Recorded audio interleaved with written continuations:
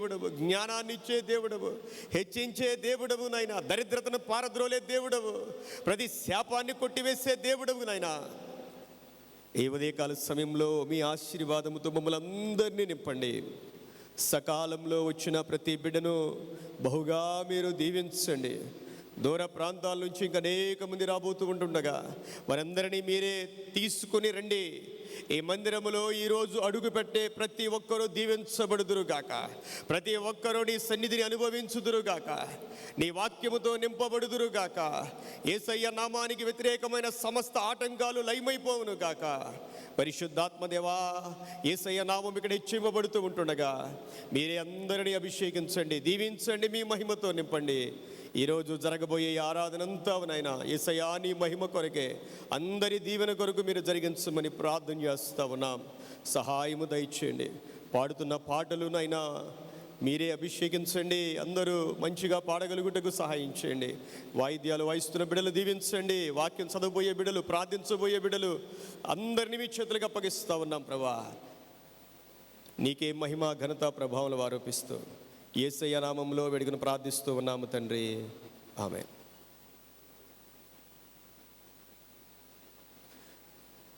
మన ఆంధ్ర క్రైస్తవ కీర్తనల నుండి 108వ కీర్తన పాడుకుంటూ మన యొక్క ఆరాధన క్రమాన్ని ప్రారంభించుకుందాం.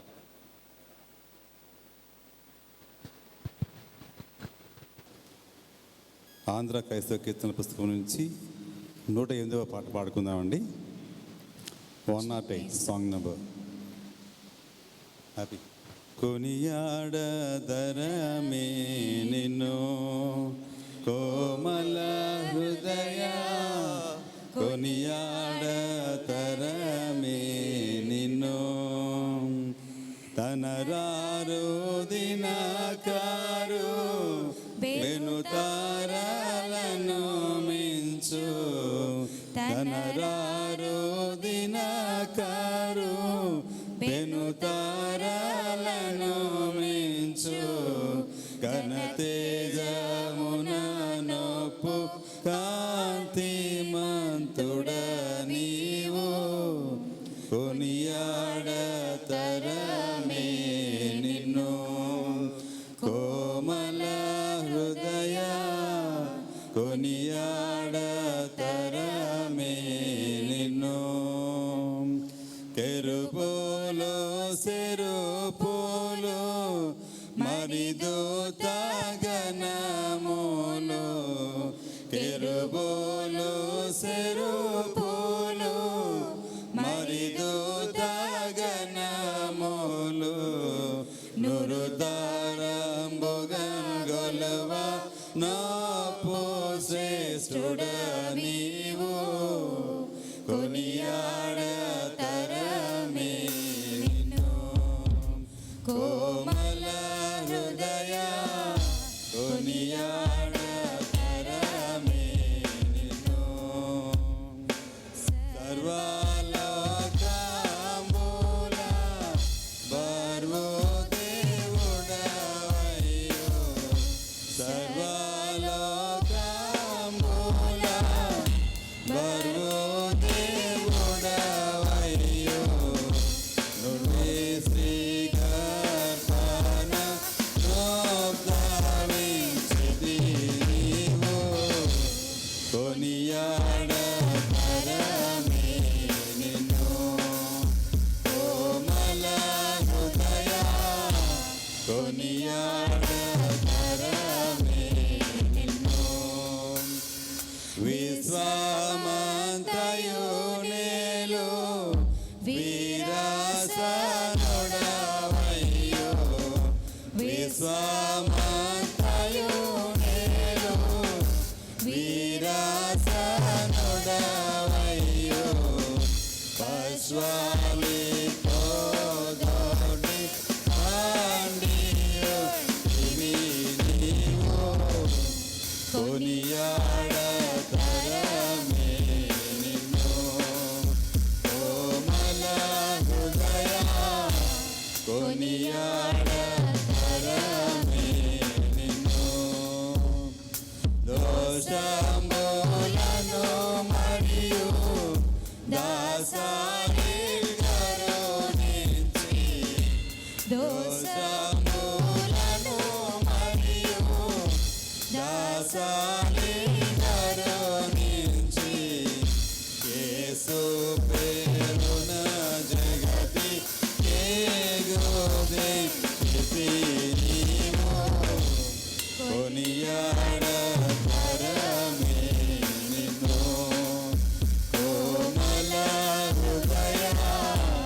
కొనియాడతరమే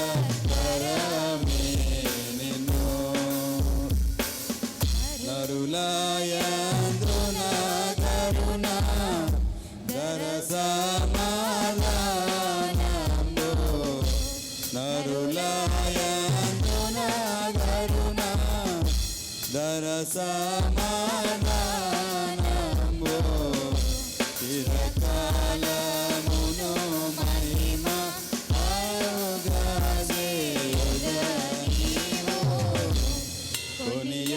కొనియాడతరమే నిన్ను కోమల హృదయ కొనియాడతరమే నిన్ను ఓ యేసు పాన్పుగా నాయాత్మ చేకొని ఓ యేసు పాన్పుగా నాయాత్మ చేకొని శ్రేయముగా పవలించు శ్రీకర వరసుత కొనియాడతరమే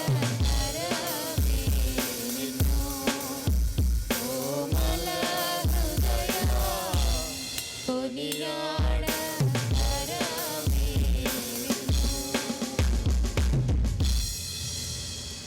తండ్రి యొక్కయు కుమారుని యొక్కయు పరిశుద్ధాత్మ యొక్కయు నామమున ఆమేన్.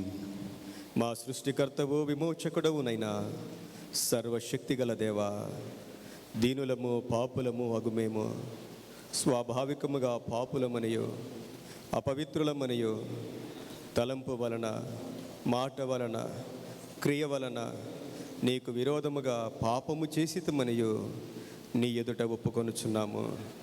కావున మేము మా ప్రభు అయిన యేసుక్రీస్తు నిమిత్తము నీ కృపను వెదకుచు వేడుకొనుచు మితిలేని కనికరము గల నీ యొద్దకు ఆశ్రయమునకై వచ్చుచున్నాము.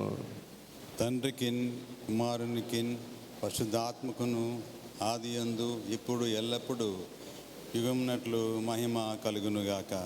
ఆమేన్. ప్రార్థన చేద్దాం. ప్రార్థించవలసిందిగా ఈ దినమునకు ఏర్పాటు చేయబడిన వారిని ఆహ్వానిస్తూ ఉన్నాను.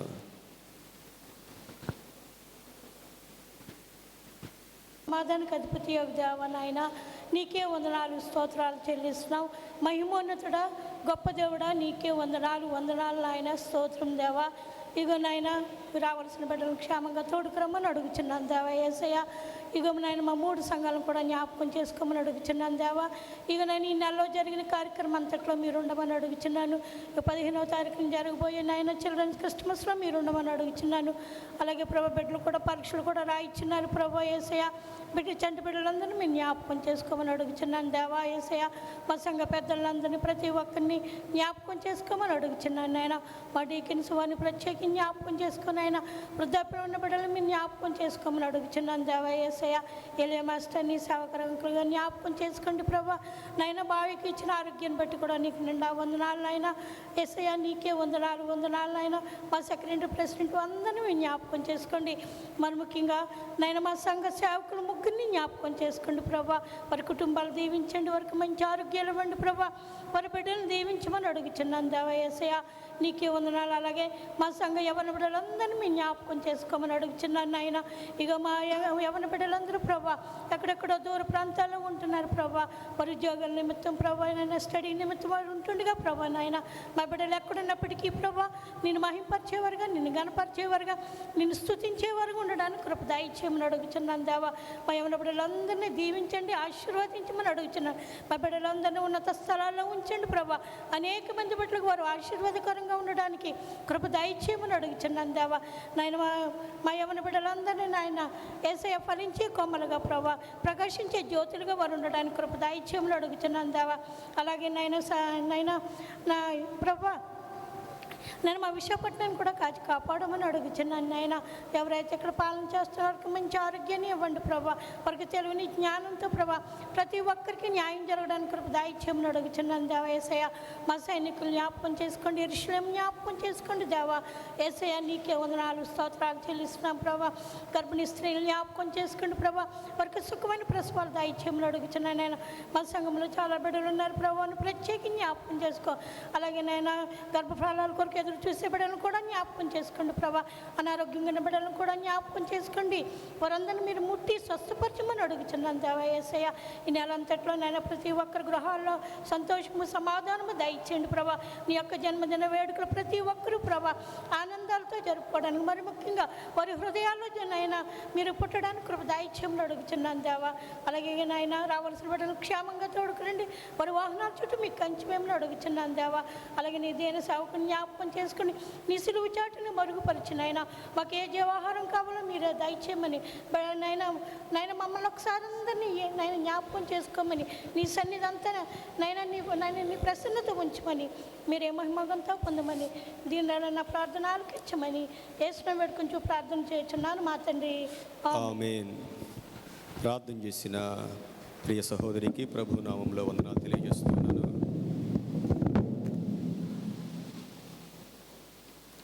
ఉత్తర ప్రత్యుత్తరములుగా దావీదు కీర్తనలు 24వ కీర్తన చదువుదాం.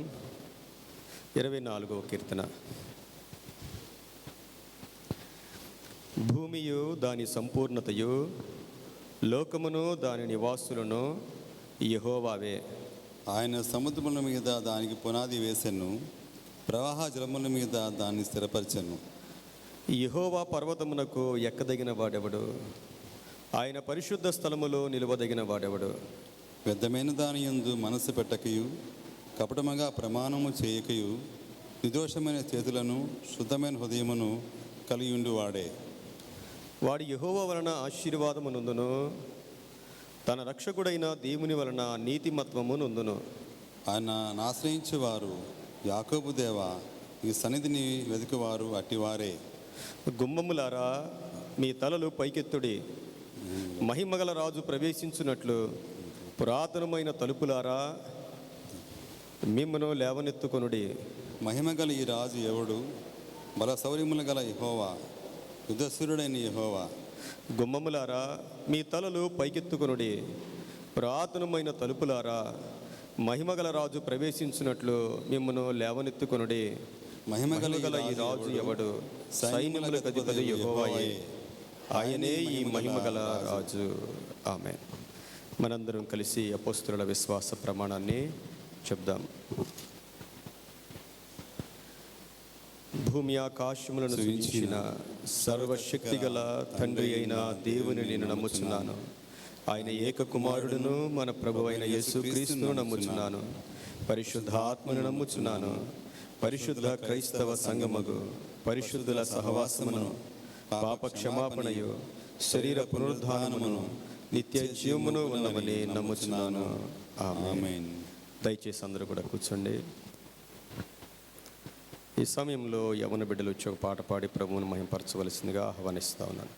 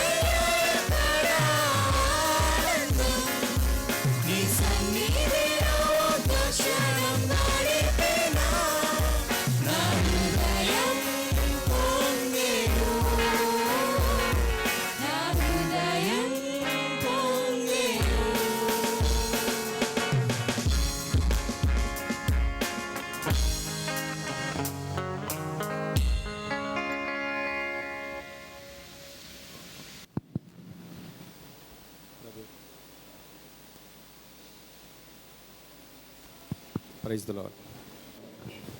దేవునికి మహిమ కలుగును కాక. ఈ దినము కొరకు ఏర్పాటు చేయబడిన బైబిల్ పాఠ్యభాగములు చదివి వినిపించవలసిందిగా ఏర్పాటు చేయబడిన వారిని ఆహ్వానిస్తూ ఉన్నాను.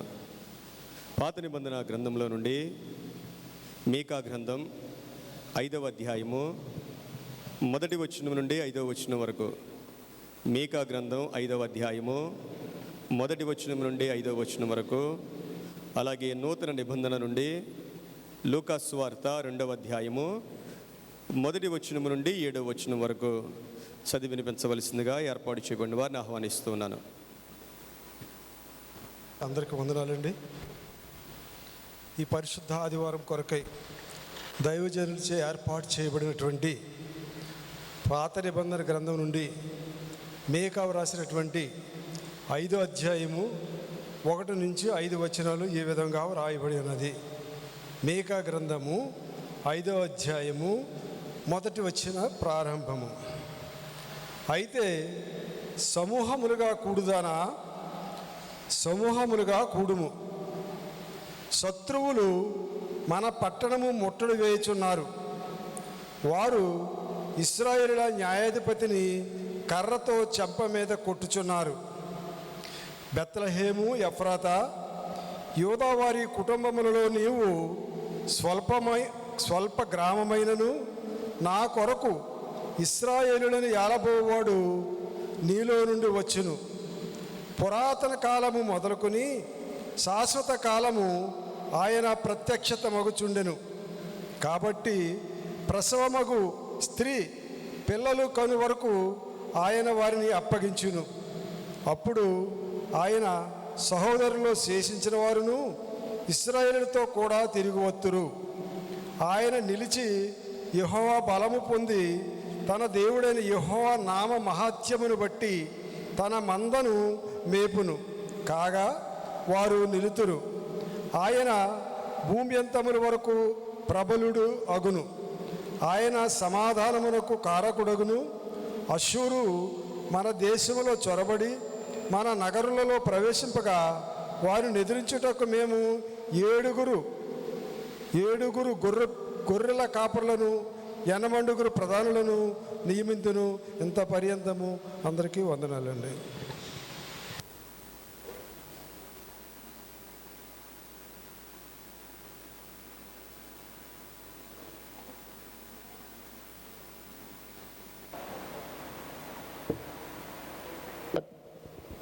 ప్రైజ్ లార్డ్ అండి.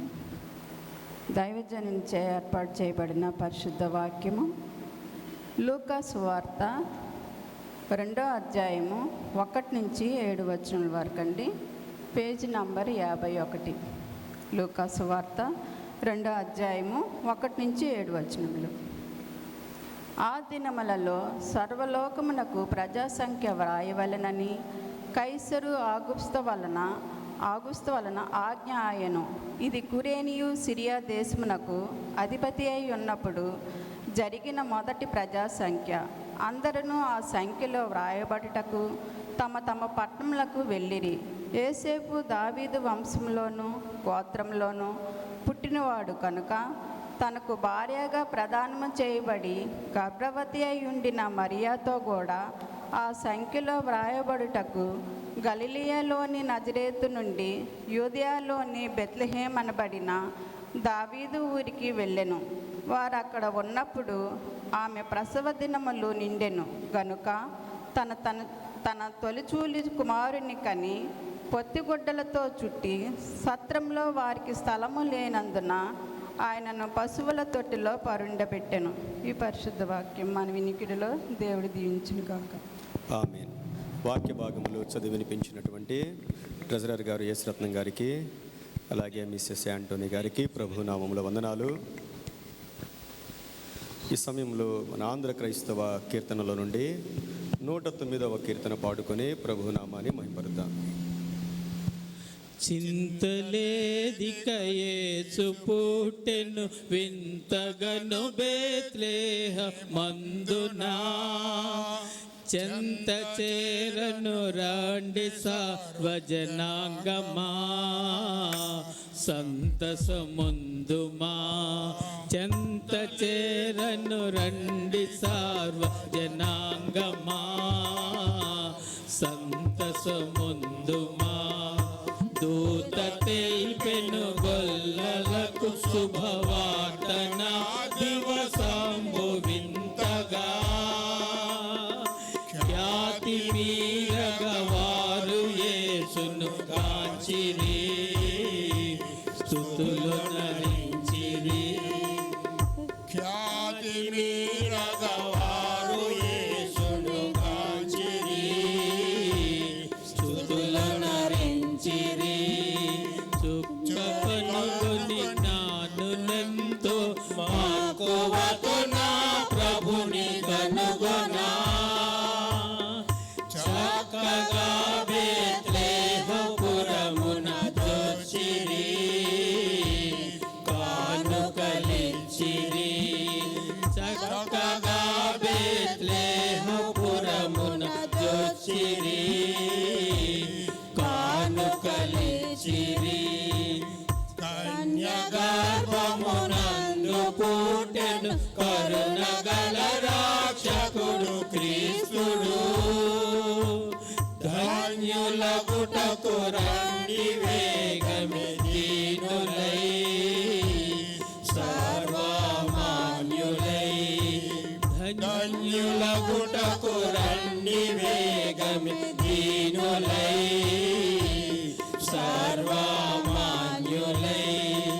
పాపమెల్లను పరిహరింపను పరమరక్షకుడవతరించెను దాపు చేరిన వారికిడుగడు భాగ్యము మోక్ష భాగ్యము దాపు చేరిన వారికిడుగడు భాగ్యము మోక్ష భాగ్యము చింతలేదిక యేసు పుట్టెను వింతగను బేత్లెహేమందునా చెంత చేరను రండి సర్వ జనాంగమా సంతసముందుమా చెంత చేరను రండి సర్వ జనాంగమా సంతసముందుమా. ఈ సమయంలో మనందరం లేచి నిలబడగా యవన బిడ్డలు మనల్ని ఆరాధనలో నడిపిస్తారు. మనందరం కలిసి మన ప్రభువుని ఆరాధిద్దాం. హల్లెలూయా. అందరూ లేచి నిలబడినట్లయితే మనం కొంతసేపు ఆరాధించుకుందామండి. స్తుతియాగం అర్పించేవాడు దేవుని మహిమపరచును అని బైబిల్ వాక్యంలో రాయబడి ఉంది. One way of honouring lord is worshipping him. మరి దేవుణ్ణి మహిమపరచడంలో ఎన్నో మార్గాలు ఉన్నాయి, కానీ అన్నిటికన్నా శ్రేష్టమైనటువంటి మార్గము ఆయనకి స్తుతియాగం అర్పించడము మరియు మనస్ఫూర్తిగా ఆరాధించడము. మరి అలనాడు దేవుడు యేసుక్రీస్తు భూమి మీద జన్మించినప్పుడు పరలోక సైన్య సమూహము గాబ్రియేలు దూతతో కూడా కలిసి సర్వోన్నతమైన స్థలములలో దేవునికి మహిమయు ఆయనకి ఇష్టలైన వారికి భూమి మీద సమాధానము కలుగునుగాక అని దేవుడు స్తోత్రగానము చేశారండి. అదేవిధంగా మనందరం ఈ క్రిస్మస్ సీజన్లో దేవుణ్ణి మనస్ఫూర్తిగా ఆరాధించుకుందాం. ఎవరూ మౌనంగా ఉండవద్దు, అందరూ చప్పట్లు కొడుతూ నాతో కూడా ఈ పాట పాడుతూ దేవుణ్ణి ఆరాధించాలని కోరుకుంటున్నాను.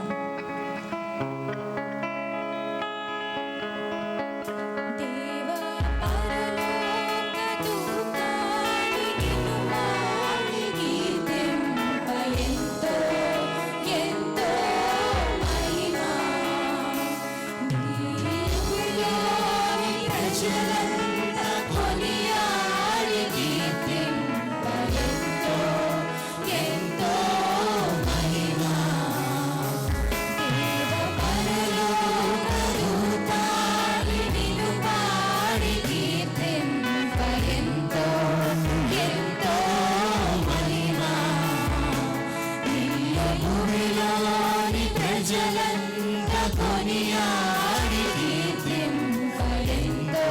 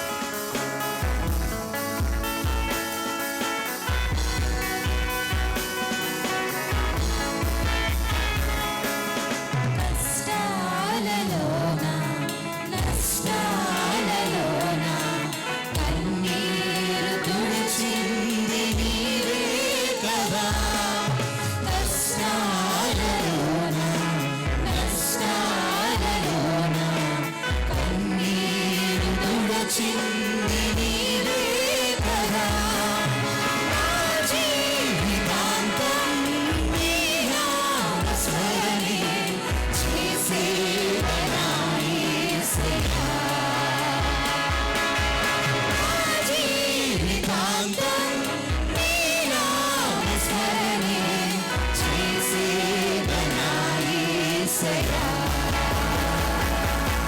మహిమా నీకే మహిమా మహిమా నీకే మహిమా మహిమా నీకే మహిమా మహిమా నీకే మహిమా. ఆయన మన జీవితంలో చేసినటువంటి గొప్ప కార్యాలను బట్టి, ఆయన మన జీవితంలో చేసినటువంటి గొప్ప క్రియలను బట్టి, తప్పించినటువంటి కీడులను బట్టి మనం ఎంతగానో ఆయనకు స్తోత్రాలు చెల్లించాలండి. బైబిల్లో ఉన్నటువంటి వాక్యం అడుగు వాటికంటేనూ ఊహించు వాటికంటేనూ అత్యధికముగా చేయగల దేవుడు మన దేవుడు. అటువంటి గొప్ప దేవుణ్ణి మనం ఎంతగానో ఆరాధించాలి. ఎవరు మౌనంగా ఉండవద్దు, దేవుణ్ణి ఆరాధించాలని కోరుకుంటున్నాను.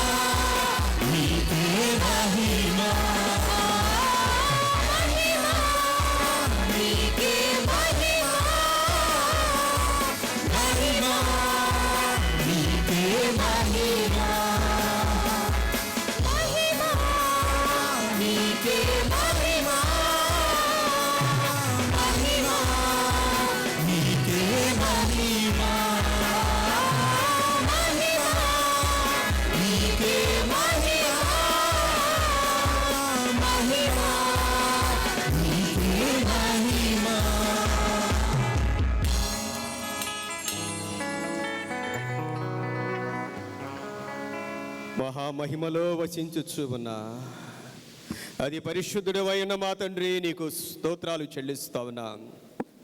ఆ మహిమను భూలోకానికి తీసుకుని వచ్చిన నజరేయుడైన యేసు క్రీస్తు ప్రభువా, నీకు వందనాలు చెల్లిస్తా ఉన్నా. అదే మహిమను మా జీవితాల్లో మాకు అనుగ్రహించిన పరిశుద్ధాత్మ దేవా, నీ దివ్యమైన నామానికి కోటాను కోట్ల స్తోత్రాలు చెల్లిస్తా ఉన్నా. నీ బిడలమైన మమ్మలను నీ మహిమతో నింపండి, నీ ఆత్మతో నింపండి నాయనా. ఈరోజు మా మధ్యలో మీరు ఉన్నందుకు స్తోత్రాలు. మాతో మీరు మాట్లాడి మమ్మల్ని బలపరచుమని యేసయ్య నామంలో వేడుకుని ప్రార్థిస్తూ ఉన్నాము తండ్రి, ఆమేన్.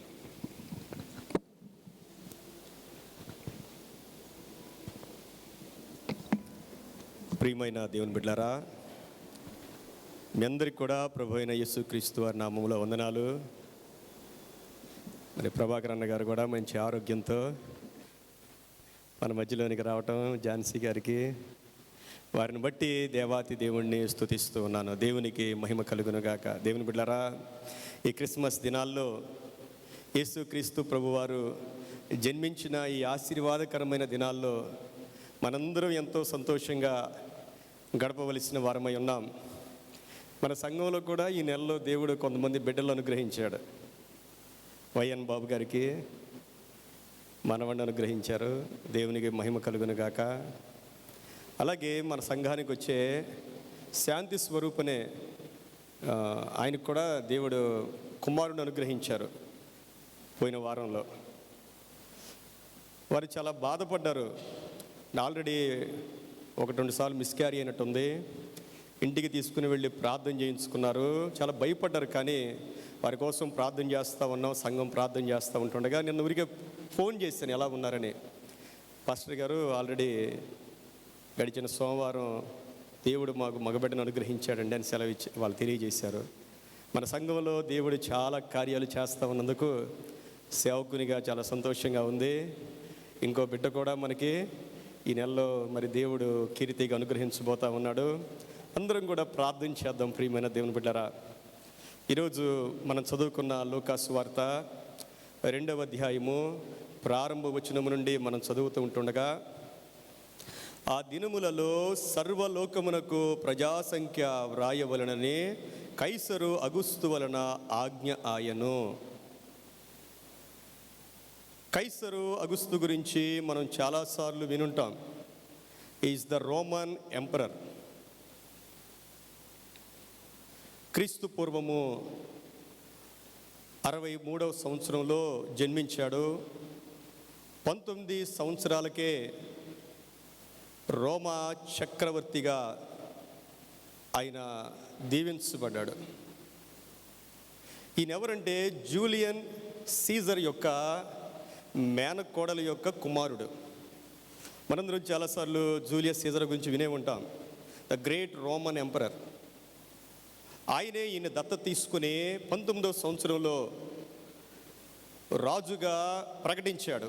రాజుగా ప్రకటించిన తర్వాత జూలియస్ సీజర్ని బ్రూటస్ అనే ఆయన చంపేశాడు. ఆ తర్వాత ఈ యొక్క సీజర్ అగస్టస్, కైసరు అగుస్తు అని ఆయన రోమా చక్రవర్తిగా ఆయన దేవుని ద్వారా ఎన్నుకోబడ్డాడు. 19 సంవత్సరాలకే రాజు అయిన తర్వాత రోమా యొక్క రూపురేఖల్ని మార్చివేసిన మహాగణుడైన జూలియస్ సీజర్ చనిపోయిన తర్వాత 3 రాజులు వచ్చారు. ఒకే టైంలో రోమాని ముగ్గురు పరిపాలించారు. అందులో లుపిడస్ అని ఆయన తొందరగా చనిపోయాడు. ఆ తర్వాత మార్క్ యాంటోనీ, అలాగే ఈ యొక్క సీజర్ అగుస్టస్ ఇద్దరు కూడా రాజులుగా ఉన్నప్పుడు ఈ యొక్క యాంటోనీ ఏం చేశాడంటే క్లియోపాత్రా అనే ఒక ఐగుప్తు దేశంలో ఉన్న బ్యూటీ క్వీన్ని మోహించాడు. మోహించి ఆయన యొక్క మనసంతా రోమా మీద కాకుండా ఐగుప్తు మీద ఉండగా ఆయన్ని జయించి, అగుస్టస్ జయించి రోమాకి మొత్తానికి కూడా ఒక ఎంపరర్గా మారారు. అసలు ఈయన పేరు సీజర్ అగుస్టస్ కాదు. ఈయన పేరు ఏంటంటే గయస్ ఆక్టేవియస్. ఆయన పేరు తురినస్. సీజర్ అగుస్టస్ అనేది ఆయన టైటిల్ అనమాట. సీజర్ అంటే ఎంపరర్, అగస్టస్ అంటే హైలీ ఎస్టీమ్డ్, ఉన్నతమైన వాడు, అంటే దైవాంశ సంభూతుడు అనే ఒక టైటిల్ అనమాట కైసర్ అగుస్టస్. కాబట్టి ఈ యొక్క సీజర్ అగుస్టస్ ఆ దినాల్లో రోమాని పరిపాలిస్తూ ఉన్న దినాల్లో ఒక ఆజ్ఞ జారీ చేశాడు. ఏంటంటే సర్వలోకానికి కూడా ప్రజా సంఖ్య రాయాలి అనే సంగతిని వ్రాశాడు. ఆ సమయంలో ఎవరెవరు ఏ ప్రాంతానికి చెందినవారో ఆ ప్రాంతాలకి వెళ్ళవలసిన ఆ దినాల్లో యోసేపు గారు దావీదు వంశములో దావీదు గోత్రములో జన్మించాడు కనుక తను నజరేతు నుండి బెత్లెహేముకు ప్రయాణము చేయవలసిన పరిస్థితి వచ్చింది. మనం ఆలోచన చేస్తూ ఉంటే నజరేతు నుండి బెత్లెహేముకు 80-90 మైళ్ళు, అనగా సుమారు 120 నుండి 130 కిలోమీటర్ల దూర ప్రయాణం. మరియకేమో గర్భవతి, ఆల్మోస్ట్ ఆల్ డెలివరీ అయ్యే రోజులు కూడా దగ్గరికి వచ్చాయి. అలాంటి దినాల్లో అంత దూరం ప్రయాణం చేయవలసిన పరిస్థితి. ఒకసారి మనం ఆలోచన చేస్తే దేవుడు గాబ్రియేలు దూత ద్వారా మరియతో మాట్లాడారు, యోసేపుతో కూడా మాట్లాడారు. దేవుడే ఒక దూత ద్వారా ఒక మానవునితో మాట్లాడితే, మీకు బిడ్డ జన్మించబోతా ఉన్నాడు, ఆ బిడ్డ సామాన్యమైన వాడు కాదు, లోకాన్ని ఏలే లోక రక్షకుడు అన్నప్పుడు వారి ఆలోచనలు ఎన్నో రకాలుగా ఉంటాయి. దేవుడు మనకి జన్మించబోతా ఉన్నాడు, ఆ దేవుని కుమారుణ్ణి మనం ఎలా పెంచాలి, దేవుడు మనకు ఎంతగా తోడుగా ఉంటాడు, ఎన్ని అద్భుతాలు చేస్తాడు అనే ఆలోచనతో మానవులు ఉంటారు. కానీ వీరి జీవితం అంతా కూడా కష్టాలతో కూడుకున్న పరిస్థితే. ఆ రోజుల్లో యోసేపు మరియ జీవితం, దేవుడు ఎన్నుకున్న బిడ్డల జీవితాలు ఎలా ఉంటాయో ఈ యోసేపు మరియను చూస్తే అర్థమవుతూ ఉంటుంది. అంత దూర ప్రయాణం, తీరా అక్కడికి వెళ్ళిన తర్వాత ఆమె ప్రసవ దినములు నిండాయి కనుక ఆమె అక్కడ బిడ్డకు జన్మనిచ్చింది. జన్మనిచ్చిన తరువాత ఎక్కడ ఉండాలో కూడా తెలియని పరిస్థితి. నిజంగా యేసుక్రీస్తు ప్రభు ఆమె గర్భంలో జన్మించినప్పుడు ముందే వార్త తెలుసు వారికి. ఆ వార్త వాళ్ళు ఒక్కరికి కూడా చెప్పుండరు. ఒకవేళ వారు గనుక ఎవరికైనా ఈ వార్త చెప్పున్నా నమ్మడానికి కూడా సఖ్యము కాని పరిస్థితి, అది నమ్మసఖ్యము కాని వార్త. అది యేసు ప్రభు జన్మిస్తే ఎవరైనా సాటి మానవుడు ఎవరైనా డెలివరీ అయిన తర్వాత, అమ్మా మా ఇంట్లో నీకు రండి అయినా పిలుస్తారు, మా ఇంట్లో కొద్దిసేపు ఒక రోజన్నా ఉండండి, కొన్ని రోజులు ఉండండి అని ఆహ్వానిస్తారు సాటి మానవులుగా. కానీ వీరిని ఎవ్వరూ కూడా ఆహ్వానించలేదు. ఎంత విచారకరమైన పరిస్థితి. ఈ లోకం దేవుడు ఎన్నుకున్న వారిని ప్రేమించదు. మనం గ్రహించవలసిన మొట్టమొదటి సత్యం ఏంటంటే, నీవు దేవుని బిడ్డగా ఎన్నుకోబడితే, దేవుని కొరకు నీవు రోషము కలిగి జీవించాలి అని తీర్మానం చేసుకుంటే, ఈ లోకము తన బిడ్డలను ప్రేమించదు. ఎందుకంటే అది మన ప్రభువును కూడా ప్రేమించలేదు. యేసు ప్రభువు వారు ఈ లోకములో జన్మించినప్పుడు మొట్టమొదటిగా ఆయన ఉంచబడిన స్థలము ఆయన పశువుల పాకలో. 7వ వచనం మనం చదివితే, వారు అక్కడ ఉన్నప్పుడు ఆమె ప్రసవ దినములు నిండెను కనుక తన తొలిచూలు కుమారుని కని పొత్తిగుడ్డలతో చుట్టి సత్రములో వారికి స్థలము లేనందున ఆయనను పశువుల తొట్టెలో పరుండబెట్టెను. చూడండి, బైబిల్లో ప్రతి చిన్న మాట కూడా ఎంత అర్థం ఉంటుంది. ఇక్కడ వ్రాయబడిన మాట తన తొలిచూలు కుమారుని కని అంటే అర్థం ఏంటి? ఈయన మా మొదటి అబ్బాయి అంటే అర్థం ఏంటి? ఇంకా ఇక అంతే. తొలిచూలు కుమారుడు అంటే అర్థం ఏంటంటే, మరియమ్మ గారికి ఇంకా బిడ్డలు ఉన్నారు, కానీ చాలా డినామినేషన్స్ నమ్మవు. కానీ ఎవరు నమ్మినా నమ్మకపోయినా దేవుని సత్యం అనేది అల్టిమేట్ అనమాట. ఆమె తన తొలిచూలు కుమారుని కన్నది. కన్న తరువాత పొత్తి గుడ్డలతో చుట్టి సత్రములో వారికి స్థలము లేనందున, ఈ రోజున ప్రభు వారికి సత్రములో స్థలము లేదు. సత్రములో ప్రభు వారికి స్థలం లేదు. ఈ మాట మీరు బాగా జ్ఞాపకం పెట్టుకోండి. ఈ లోకములో దేవుని బిడ్డలకు స్థలం ఉండదు. చాలామంది చూడండి, క్రైస్తవులు అంటే ఇల్లు అద్దె కూడా ఇవ్వరు. ఇక పాస్టర్ గారు అంటే ఇంకా సమస్య లేదు. చాలా ఏరియాల్లో క్రైస్తవులకి స్థలం అనేది ఇవ్వడం లేదండి. ఇవ్వబోవడానికి కారణం ఏంటంటే, యేసుక్రీస్తు ప్రభు పుట్టినప్పటి నుండి కూడా ఇది జరుగుతూనే ఉంది. ఈ లోకము అపవాది చేతిలో ఉంది. అపవాది చేతిలో ఉన్న ఈ లోకములో దేవుని బిడ్డలు ఉండడం అపవాదికి ఇష్టం ఉండదు. నీవు ఉద్యోగం చేసే చోట నువ్వు ఒక దేవుని బిడ్డగా ఉండడం చాలా కష్టం. నీ చుట్టుపక్కల ప్రాంతాల్లో ఒక దేవుని బిడ్డగా నీవు ఉండడం చాలా కష్టం. అనేక అపార్ట్మెంట్లు ఉన్న చోట ఒక దేవుని సాక్షిగా నీవు ఉండడం చాలా కష్టం. ఉండడానికి అపవాది ఇష్టపడ్డం. కాబట్టి మనం గ్రహించవలసిన విషయం ఏంటంటే, దేవుడు నిన్నొక ప్రాంతంలో పెట్టాడు అంటే ఆ ప్రాంతాన్ని వెలిగించడానికే నిన్ను పెట్టాడు. ఆ మనుషులతో మనం రాజీ పడిపోవడానికి కాదు, వాళ్ళకిలాగా లోక ఆచారాల్లో పడిపోవడానికి కోసం కాదు. దేవుని బిడ్డగా ఎన్ని కష్టాలు ఎదురైనా సరే మనం ఆ ప్రాంతంలో నిలవబడి దేవుణ్ణి మహిమపరిచి అనేక మందిని దేవుని కొరకు నడిపించేవారుగా ఉండాలని దేవుడు మనల్ని ఎన్నుకున్నాడు. ప్రియమైన దేవుని బిడ్డలారా, ఇది ఆశ్చర్యమేం కాదు. ఈ లోకము దేవుని బిడ్డలకు అనుకూలమైంది కాదని హెబ్రీయులు రాసిన పత్రిక 11వ అధ్యాయంలో భక్తుడు తెలియజేస్తూ ఉంటాడు. ఎందుకంటే మంది ఈ లోకం కాదు. నువ్వెక్కడ ఉన్నాను ఒక విషయాన్ని గుర్తుపెట్టుకోవాలి. ఆ విషయం ఏంటంటే నీవు ఆ ప్రాంతంలో వెలగాలి, దేవుని కొరకు నువ్వు వెలగాలి, దేవుని కొరకు నువ్వు ఒక సాక్షిగా ఉండాలి. నీ సాక్ష్యము ద్వారా అనేక మంది దేవుని యొద్దకు రావాలి. అందుకే దేవుడు పలానా ఉద్యోగంలో పలానా స్థానంలో నిన్ను పెట్టాడు అన్న సంగతి మనం జ్ఞాపకం చేసుకోవాలి. దేవుడు వారినే ఎందుకు ఎన్నుకున్నాడు చూడండి. దేవుడు ఎందుకు యోసేపును మరియనే ఎన్నుకున్నాడు? ఎవరైనా దేవుడు ఎన్నుకుంటే ఆలోచన విధానం చాలా వేరుగా ఉంటుంది. ఈ లోకంలో ఎంతో ఆశీర్వాదం కొరకు ఎదురు చూస్తూ ఉంటాం. కష్టాలు పడ్డానికి, అవమానాలు పడ్డానికి, బాధలు పడ్డానికి మనం ఇష్టపడం.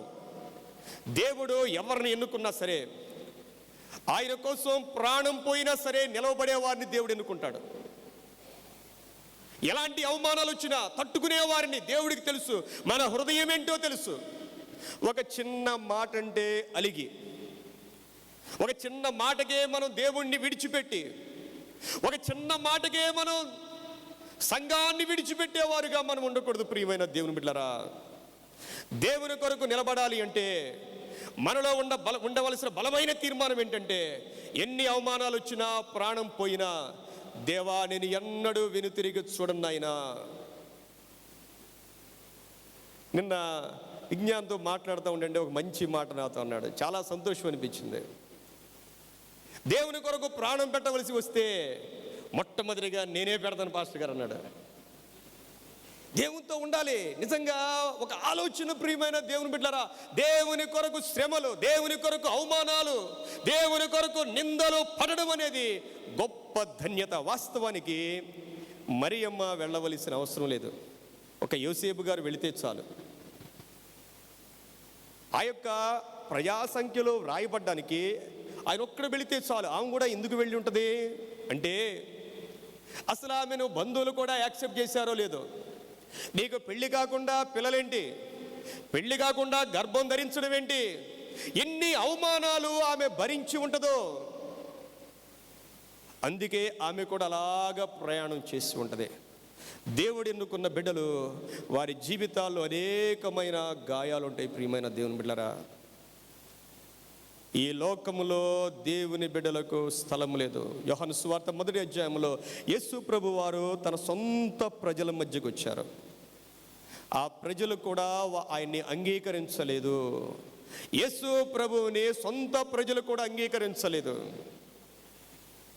యేసుక్రీస్తు తర్వాత మరియమ్మకు పుట్టిన బిడ్డలు, మత్తయి సువార్త 13వ అధ్యాయం చివరి భాగంలో 4 గురించి వ్రాయబడి ఉంటుందండి. వాళ్ళు కూడా ప్రభువుని అంగీకరించలేదు. వాళ్ళు ఎప్పుడు అంగీకరించారంటే యేసు ప్రభు వారు చనిపోయి తిరిగి లేచిదో అంగీకరించారు. మనం చదివే యాకోబు పత్రిక, యాకోబు అంటే ఎవరంటే యేసుక్రీస్తు ప్రభు యొక్క సహోదరుడు. ఆయన మరియమ్మకు తర్వాత పుట్టిన పిల్లల్లో ఒక ఆయన అన్నమాట. ఆయన వ్రాసిన పత్రిక యాకోబు పత్రిక. కాబట్టి యేసుక్రీస్తు ప్రభువుని ఎవ్వరు సొంత వారు కూడా అంగీకరించలేదు. అందుకే తనెందరు అంగీకరించరు అనగా తన నామమందు ఎవరైతే విశ్వాసం ఉంచారో వారందరికీ కూడా దేవుని పిల్లలగుటకు అధికారం ఇచ్చెను అనే మాట మనం చదువుతాం. యేసు ప్రభు ఆయన పుట్టగానే పశువుల పాకలో పెట్టబడ్డారు. యేసు ప్రభు వారు చనిపోయే ముందు సిలువలో వేలాడారు. ఈ మధ్య కాలంలో ప్రభు గురించి వ్రాయబడిన మాట ఏమిటంటే మత్తయి సువార్త 8వ అధ్యాయము 19-20 వచనాల్లో ఒక శాస్త్రి ప్రభువుని వెంబడించాలి అనుకుంటాడు. ఆయన అంటాడు, ప్రభువా నువ్వు ఎక్కడికి వెళ్ళినా నీ వెనకాలే వస్తానయ్యా అంటాడు. ఎందుకంటే ప్రభువుని వ్యతిరేకించిన వాళ్ళలో శాస్త్రులు, పరిసయ్యులు ప్రాముఖ్యమైన స్థానంలో ఉన్నారు. వాళ్ళు ఎప్పుడు కూడా విమర్శించడమే ప్రభువుని అవమానపరచాలనుకున్నారు. అందులో ఒక శాస్త్రి బాగా ధర్మశాస్త్రములో పట్టు కలిగిన ఆయన అంటూ ఉన్నాడు, అయ్యా నువ్వు ఎక్కడికి వెళ్ళినా నేను వస్తానంటే ప్రభు అన్న మాట ఏంటంటే, నక్కలకు బొరియలు ఉన్నాయి, ఆకాశ పక్షులకు నివాస స్థలాలు ఉన్నాయి, కానీ మనుష్య కుమారుడు తలవాల్చుకోవడానికి కూడా స్థలం లేదు. నీవు నన్ను వెంబడించాలి అంటే నేను ఎక్కడ ఉంటానో నాకే తెలీదు, అరణ్యంలో ఉంటానో నాకే తెలియదు, ఆ కొండల్లో ఉంటానో నాకే తెలియదు, ఆ సముద్రం పక్కన ఉంటానో నాకు తెలియదు. నీవు జనాల మధ్య నన్ను చూస్తూ ఉన్నావు, కానీ నా జీవితం కనీసం తలవాల్చుకోవడానికి కూడా లేని స్థలం నా జీవితం నాది. దానికనగా నీకు ఇష్టమైతే నన్ను వెంబడించు. యేసు ప్రభు వారు చెప్పిన మాట అది. మనుష్య కుమారుడు తలవాల్చుకోవటానికి కూడా స్థలము లేదు. దేవుని బిడ్డలారా, మన ప్రభు ఆ మార్గములో నడిచాడు. మనము కేవలము యాత్రికులము, పరదేశులమై ఉన్నాం. దేవుని బిడ్డలుగా జీవించాలి అంటే, భక్తిలో మనము ఎదగాలి అంటే, ఈ లోకములో అన్న వస్త్రాలతో తృప్తి కలిగి దేవునికి మనం మొట్టమొదటి స్థానాన్ని ఇచ్చి ఆత్మీయంగా మనము ఎదగవలసిన వారమై ఉన్నాం. మనం ఏం చేస్తున్నామంటే అప్పులు చేసేసి శక్తికి మించిన వాటి కోసం ప్రయాసపడి ఎన్నో ఆలోచనలతో ఆత్మీయంగా కృంగిపోయే స్థితిలో మనం ఉన్నాం. అపవాది చేసే పని ఏంటంటే ఆత్మీయతను చల్లార్చి వేయడానికి మనల్ని అనేక మార్గాల్లో నడిపించడానికి ప్రయత్నం చేస్తాడు. ఆత్మీయతలో తగ్గే దేన్నైనా సరే మనం విడిచిపెట్టేయాలి. అన్న వస్త్రాలు కలిగి మనం తృప్తిగా ఉండి దేవునిలో ఆత్మీయంగా బలంగా మనం ఉండడానికి మనము ప్రయత్నం చేయాలి. ప్రియమైన దేవుని బిడ్డలారా, మనం జ్ఞాపకం చేసుకోవలసింది, యేసుక్రీస్తు ప్రభువుకి ఆయన సేవా పరిచర్యలో కనీసం బేసికల్ నీడ్స్ కూడా లేని విధంగా ప్రభువారు ఈ లోకంలో జీవించారు. మానవుడు ఈ లోకంలో జీవించాలంటే మొట్టమొదటిగా కనీసం ఏదో ఒక గూడు, ఒక ఇల్లు ఉండాలి. ఎవరైనా కోరుకునేదే ఒక అద్దిల్లమే ఉండాలి. ప్రభువారు జన్మించినప్పుడు ఏమీ లేని పరిస్థితి. రెండవది, తిండి చాలా ప్రాముఖ్యం. మానవుడు బ్రతకడానికి ఆహారం చాలా ప్రాముఖ్యం. యేసుక్రీస్తు పరిచర్యలో ఆయన దగ్గరకు మార్కు సువార్త 8వ అధ్యాయం చదివితే దెక్కపొలి అనే ప్రాంతంలో యేసు ప్రభు దగ్గరికి 4,000 మంది వచ్చారు. మత్తయి సువార్త 14వ అధ్యాయంలో 5,000 మంది వచ్చారు. బేత్సైదా అనే ప్రాంతంలో యేసుక్రీస్తు ప్రభువు యొక్క కూడికకు 5,000 మంది పురుషులు వచ్చారు. ఆ తర్వాత మత్తయి సువార్త 15వ అధ్యాయంలో దెక్కపొలి అనే ప్రాంతంలో 4,000 మంది వచ్చారు. ఈ రెండిటికి చాలా తేడా ఉంది. బేత్సైదా అనే ప్రాంతం అంతా కూడా యూదులే, అందరూ యూదులు వచ్చారు. ఒక పూట మీటింగ్ అయిపోయింది. మీటింగ్ అవగానే ఏముంటుంది? భోజనాలు ఉంటాయి. సాయంకాలం అయిపోయింది, భోజనం పెట్టాలి, లేకపోతే ఏమవుద్ది? జనాలు రకరకాలుగా ఉంటారు. కానీ దెక్కపొలి అనే ప్రాంతంలో 3 రోజులు ప్రభు మీటింగ్ 3 రోజులు ఫుడ్ లేదు. వీళ్ళు అన్యులండి. వీళ్ళు అన్యులు 4,000 మంది వచ్చారు, 3 రోజులు ఉన్నారు, ఫుడ్ లేకుండా ఉన్నారు. ఈ రోజుల్లో కూడా అలాగే జరుగుతూ ఉంది చాలా చోట్ల. ఏమ్మా, ఈ రోజుల్లో అన్యులైన వారు ప్రభువుని నమ్ముకొని దేవుని వాక్యం కొరకు ఆకలి దప్పులు కలిగి ఉన్నారు. చాలా చోట్ల అన్యులు వెళ్ళే మీటింగ్లు కానీ భోజనాలు ఏముంటాయంటే స్టోర్ బియ్యం, సాంబార్ ఉంటుందండి, అంతే ఉంటుంది. వాళ్ళు ఎంత దూరం వెళ్తారంటే మీటింగ్లకి, చాలా దూరం. ఉదయాన్నే 3:00 4:00 లేచి ఎక్కడెక్కడికో వెళ్ళిపోతూ ఉంటారు. వెళ్ళి వాక్యం విని ప్రార్థనలో పాల్గొని ఏదో బ్రతకాలి కాబట్టి ఆహారానికి చాలా తక్కువ ప్రాముఖ్యత ఇస్తారు. కానీ దేవుని బిడ్డలు ఏం చేస్తారు? ఇప్పటి నుంచో పాదుకుపోయిన వాళ్ళు మనం ఏం చేస్తామంటే వాక్యానికి ఏమో తక్కువ సమయం కేటాయించుకుంటాం, భోజనాలకు ఎక్కువ సమయం కేటాయించుకుంటూ ఉంటాం. ఆత్మీయమైన మార్పు మనలో కూడా రావాలి ప్రియమైన దేవుని బిడ్డలారా. ఎందుకంటే శరీర సంబంధమైన ఆహారము క్షయమైపోయేది అని యేసు ప్రభు వారు చెప్పారు. ఆత్మీయమైన ఆహారము అక్షయమైనది, అది మళ్ళీ బ్రతికించేది. యేసు ప్రభు వారు దెక్కపొలి ప్రాంతంలో 3 రోజుల తర్వాత అక్కడ వ్రాయబడిన మాట ఒకసారి చదువుదాం మనం. 1వ వచనం నుండి, ఆ దినములలో మరి ఒకసారి బహుజనులు కుడిరాగా వారికి తిననేమియూ లేనందున యేసు తన శిష్యులను తన యొద్దకు పిలిచి, జనులు నేటికి 3 దినముల నుండి నా యొద్దనున్నారు, వారికి తిననేమియూ లేనందున అన్నారు. వారికి తిననేమియూ లేనందున వారి మీద నేను కనికర పడుతున్నానన్నాడు. మనం చేసే భక్తి దేవుని యొక్క కనికరాన్ని మనం పొందుకోవాలి.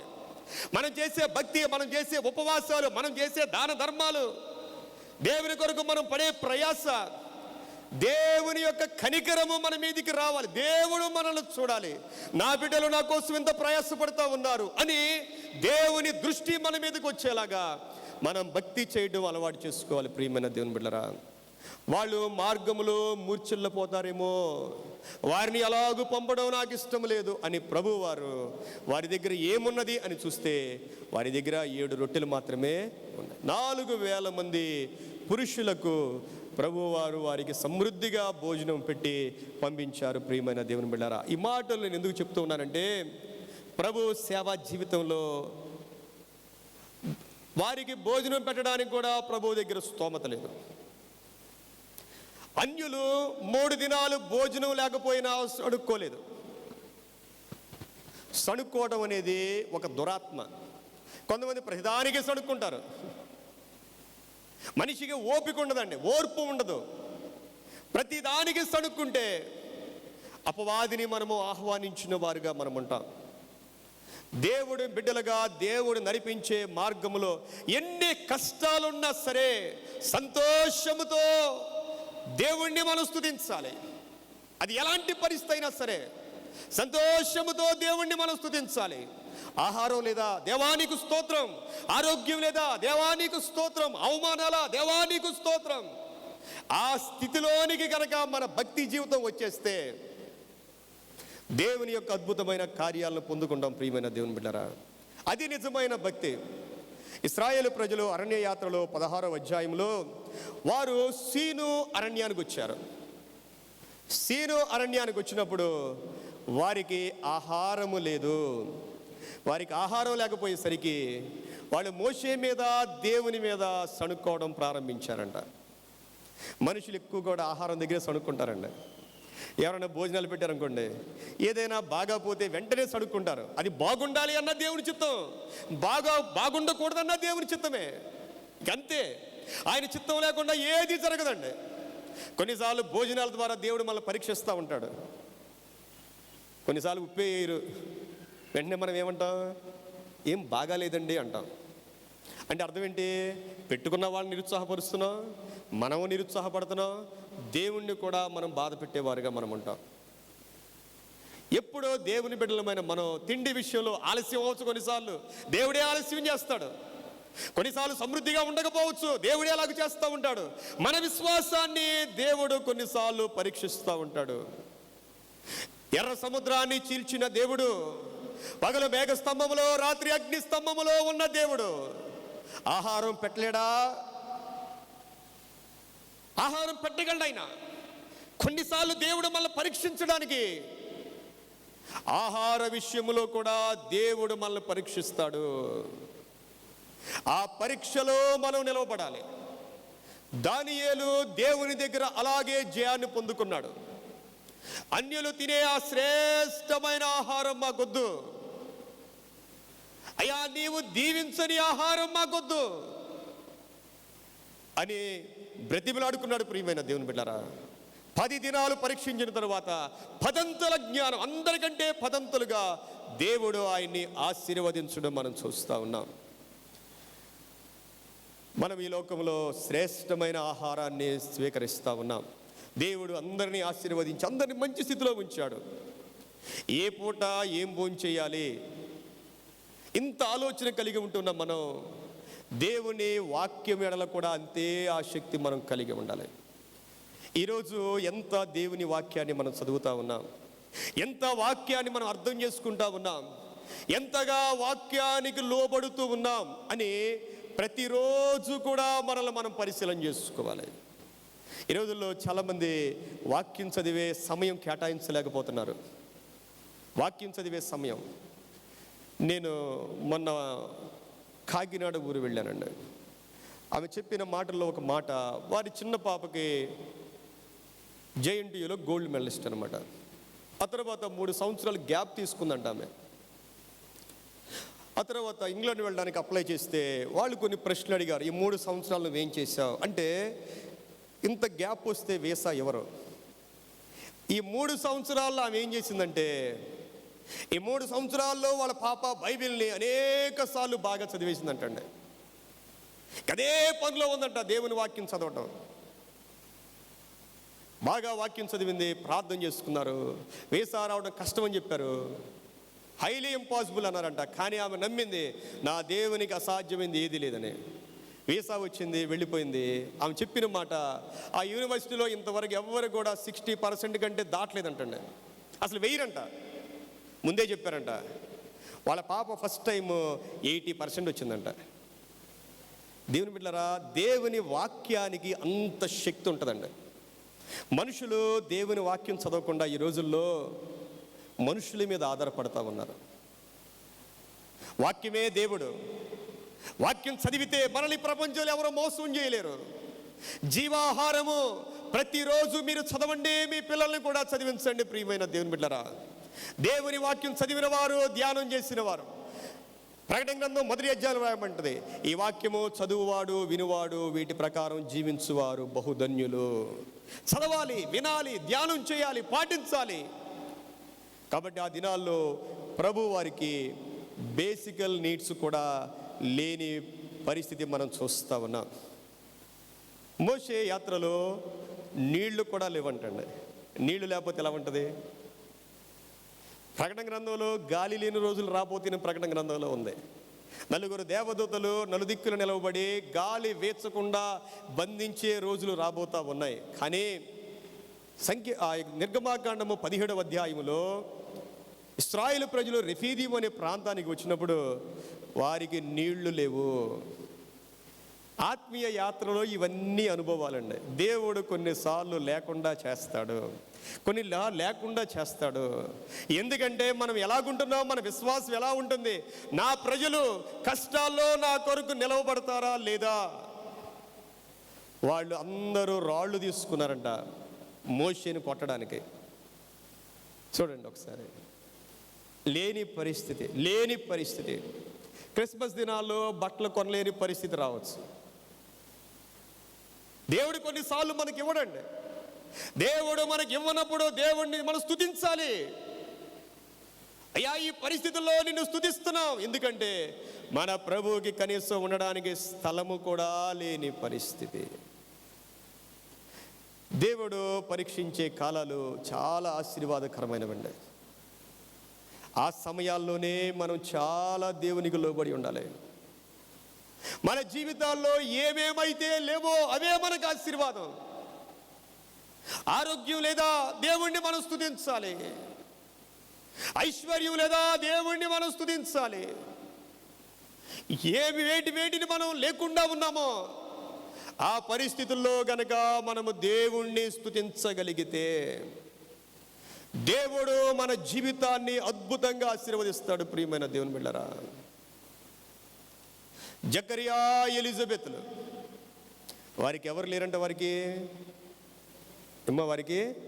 వాళ్ళ గురించి ఎంత మంచి మాటలు వ్రాయబడ్డాయో. ఈ లోకాసు వార్త 1వ అధ్యాయములోనే వారి కోసం వ్రాయబడిన మాటలు 6వ వచనములో, వీరిద్దరూ ప్రభువు యొక్క సకలమైన ఆజ్ఞల చొప్పునను న్యాయ విధుల చొప్పునను నిరపరాధులుగా నడుచుకొనొచ్చు దేవుని దృష్టికి నీతిమంతులై ఉండిరి. ఇలాంటి మాట బైబిల్ గ్రంథంలో ఎవరి గురించి మనం చదవగలం? ఆది కాండం నుండి ప్రకటన గ్రంథం వరకు ఇలాంటి మాటలు మనం ఎవరి గురించి కూడా చదవలేము. పాత నిబంధనలో యోబు భక్తుడు కనపడతాడు మనకిలాగా. అయితే చూడండి, అక్కడ రాయబడిన మాట, ఎలిజబెత్ గొడ్రాలైనందున వారికి పిల్లలు లేకపోయిరి, మరియు వారిద్దరూ బహుకాలము గడిచిన వృద్ధులైరి. ఎంత ఆ రోజుల్లో ఎన్ని అవమానాలు పడి ఉంటారో వారు ఎంతో కాలం. మన దగ్గర కూడా కొంతమంది ఉంటారండి, దేవుని కొరకు ఎంతో బలంగా వాడబడి, సాధనాలుగా వాడబడి, వాళ్ళ సమయాన్ని వాళ్ళ ధనాన్ని దేవుని కొరకు అంకితం చేసుకున్న అనేక మంది జీవితాల్లో ఎన్నో కష్టాలు ఉండొచ్చు. మామూలుగా నామకార్థమైన వాళ్ళు దీవించబడతా ఉంటారు ఈ లోకంలో. దేవుని కొరకు రోషము కలిగిన వారి జీవితాల్లో ఎన్నో లోట్లు కనపడతా ఉంటాయి. ఈ నామకార్థమైన వారు వాళ్ళని చూసి ఎన్నో మాటలు అంటూ ఉంటారు, కానీ దేవుని ప్రణాళికలు వేరుగా ఉంటాయి. దేవుని దూత పరలోకము నుండి ఆ యొక్క జకరియా దేవుని మందిరంలో యాజకత్వం చేస్తూ ఉంటుండగా దిగి వచ్చి జకరియాతో మాట్లాడిన మాటలు, జకరియా నీ ప్రార్థన వినబడింది. అంటే జకరియా ఏం చేస్తున్నాడు అమ్మా? ఏ వయసులో బహుకాలము గడిచిన ఆ వయసులో ఎవరైనా బిడ్డల కోసం ప్రార్థన చేస్తారా? దేవుని అద్భుతాలు అక్కడే ఉంటాయి. దేవుని అద్భుతం ఎక్కడ ఉంటుందంటే, ఒక వయసు వరకే జాబ్కి అప్లై చేసుకోవాలి, ఆ తర్వాత ఇంకా అప్లై చేయడానికి కుదరదు. దేవా ఇంక వయసు అయిపోయింది నాయన అని దిగులు పడకూడదు. అక్కడ మన విశ్వాసాన్ని బలపరుచుకోవాలి. విశ్వాసం అనేది ఈ ప్రకృతికి, ఈ సమస్తానికి వ్యతిరేకంగా వెళ్ళేది. దేవునికి అసాధ్యమైంది లేదు. ఆ వయసులో ప్రార్థన చేశాడు, నమ్మశక్యం కాని విషయం కొరకు ప్రార్థన చేశాడు. దేవుడు ఒక ఆశీర్వాదకరమైన బిడ్డను, స్త్రీలు కనిన వారిలో బాప్తిసమిచ్చే యోహాను కంటే గొప్పవారు లేరు. దేవుని బిడ్డలారా, ప్రతికూల పరిస్థితుల్లో దేవుణ్ణి స్తుతించేవారు దేవునికి కావాలి. అంతేకాని నాకు లేదు, నాకంటే నా పక్కన వాళ్ళు బాగున్నారు అనుకునే ఆలోచన మనలోనికి ఎప్పుడు రాకూడదు. ప్రియమైన దేవుని బిడ్డలారా, నీ పక్కన వాళ్ళ కన్నా నువ్వు తక్కువ స్థితిలో ఉంటే నువ్వు ఎక్కువగా దేవుణ్ణి స్తుతించు. నీ పట్ల దేవునికి ఏదో గొప్ప ప్రణాళిక ఉంది, నీ పట్ల దేవుడిని ఏదో ఆశీర్వదించబోతా ఉన్నాడు అని ఎప్పుడైతే మనం స్తుతించడం ప్రారంభిస్తామో దేవుడు మన జీవితంలో గొప్ప కార్యం చేస్తాడు. మన జీవితంలో కొన్ని లేకపోయినా పర్వాలేదు, కానీ కొన్ని మాత్రం ఖచ్చితంగా ఉండాలి. ఇల్లు లేకపోయినా పర్వాలేదు, ఆహారం లేకపోయినా పర్వాలేదు, నీళ్లు లేకపోయినా పర్వాలేదు, కొన్ని లేకపోయినా పర్వాలేదు, కానీ కొన్ని మాత్రం ఖచ్చితంగా ఉండాలి. ఒకసారి మార్కు సువార్త, మత్తయి సువార్త చూడండి ఒకసారి. మత్తయి సువార్త 13వ అధ్యాయంలో, మత్తయి సువార్త 13వ అధ్యాయము 4వ వచనం నుండి మనం చదువుతూ ఉంటుండగా, వారు విత్తుచుండగా కొన్ని విత్తనములు త్రవ పక్కన పడెను, పక్షులు వచ్చి వాటిని మింగివేసెను. కొన్ని చాలా మన్ను లేని రాతి నేలను పడెను, అక్కడ మన్ను లోతుగా ఉండనందున అవి వెంటనే మొలిచెను. కానీ సూర్యుడు ఉదయించినప్పుడు అవి మాడి ఏమి లేనందున, వేరు లేనందున. ప్రభువు చెప్పిన ఉపమానాల్లో ఇది చాలా ప్రాముఖ్యమైన ఉపమానం, విత్తువాన్ని గూర్చిన ఉపమానం. 4 రకాలైన క్రైస్తవులు ప్రతి చోట ఉంటారు. ఈ 4 కూడా కొన్ని విత్తనాలు త్రోవ పక్కన పడెను. త్రోవ పక్కన పడిన విత్తనాలు ఏమైపోయినాయి? పక్షులు అంటే అపవాది మింగేశాడు. అంటే చాలాసార్లు మన దగ్గరికి వచ్చిన వాక్యాన్ని మనం అర్థం చేసుకోకపోతే, ఆ వాక్యాన్ని పట్ల మనం నిర్లక్ష్యంగా ఉంటే, మన దగ్గరికి వచ్చిన వాక్యాన్ని అపవాది మిరింగేస్తాడు. అందుకే మందిరానికి వచ్చినప్పుడు నిద్రపోకూడదండి. కొంతమంది చెప్తూ ఉంటారు, చర్చిలోనే నిద్ర పట్టుద్ది అంటండి. ఉంటారండి కొంతమంది.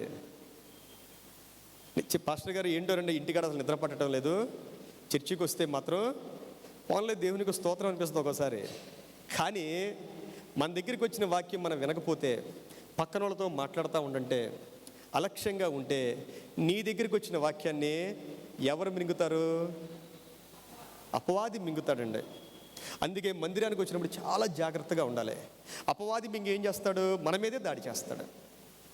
మనం వాక్యం వినకుండా, అర్థం చేసుకోకుండా ఉంటే, మన వాక్యాన్ని అపవాది మింగేసి మన మీద, మన కుటుంబం మీద దాడి చేస్తాడు. కొన్ని విత్తనాలు రాతి నేల మీద పడ్డాయంట. రాతి నేల మీద పడ్డాయి. రాతి నేల మీద పడిన వారు, ఆ విత్తనాలు, వాళ్ళు సంతోషంతో వాక్యాన్ని అంగీకరిస్తారంట. చాలా ఉత్సాహాన్ని చూపిస్తారు. మా దేవుడు ఇన్ని కార్యాలు చేశాడండి అని చెప్తా ఉంటారు.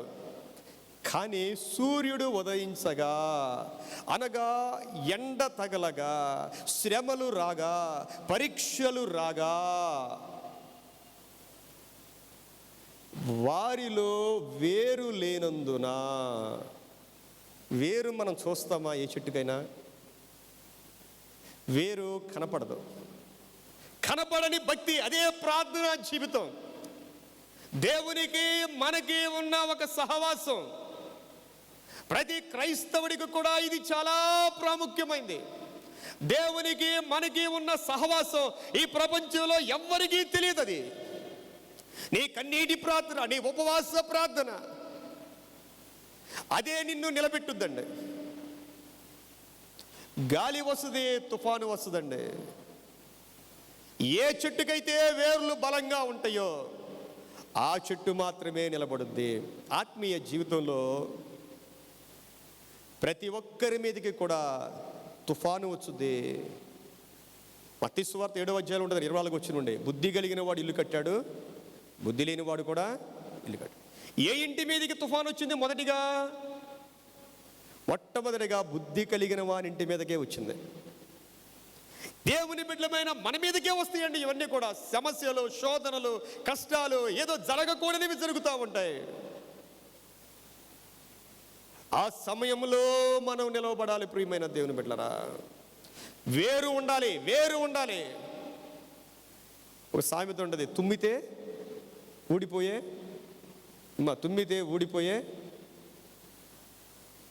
ఉంది కదండి సామెత.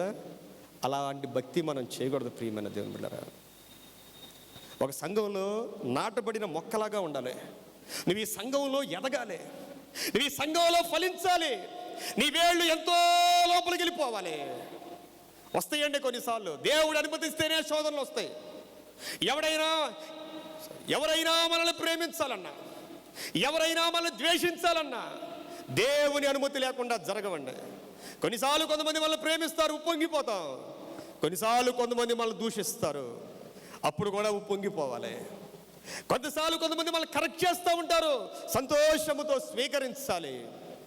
మన వేర్లు లోపలికి ఉండాలి. వేర్లు లేనందున అనే మాట మనం చదువుతాం. దేవుని బిడ్డలారా, బలమైన వేర్లు ఉన్నాయా? కనపడే భక్తి వేరు, కనపడని భక్తి వేరు. కనపడే భక్తి అవసరమే, అంతకు మించి కనపడని భక్తి కావాలి. దేవుని కోసం మనం చిన్న పని చేయాలన్నా, అది ఏదైనా కావచ్చు, దేవుని సన్నిధిలో మనం ఎంతో ప్రార్థన చేయాలి. మనం ఏం చేస్తామంటే, ఓ పాట పాడాలనుకోండి, ఏం బట్టలు వేసుకోవాలి అని ఎంతో ఆలోచన చేస్తూ ఉంటాం. మంచిది, దేవుని సన్నిధిలో గౌరవంగా ఉండడం, అందంగా ఉండడం దేవుని మహిమే. దానికి మించి ప్రియమైన దేవుని బిడ్డరా, ప్రభువా ఈరోజు నీ కోసం నేను వాడబడుతున్నాను కదా, నన్ను వాడుకోనైనా అని మనం బలంగా ప్రార్థన చేసి రావాలి ప్రియమైన దేవుని బిడ్డరా. దేవునికి సన్నిధిలో ఏ చిన్న పని చేయాల్సినా సరే ప్రార్థన లేకుండా మనం చేయకూడదండి. సంఘం యొక్క సిద్ధాంతం అదే. ప్రారంభ సంఘంలో, ఆదిమ సంఘంలో భోజనాలు వడ్డించడానికి, ఏదైనా పంచిపెట్టడానికి కూడా దేవుని ఆత్మ, విశ్వాసం, దేవుని కృప కలిగిన వారు మాత్రమే దేవుని పని చేయగలిగారు. అలాంటి అనుభవం మనకు ఉండాలి. మనం ఏదో చేసేసామనుకోకూడదండి.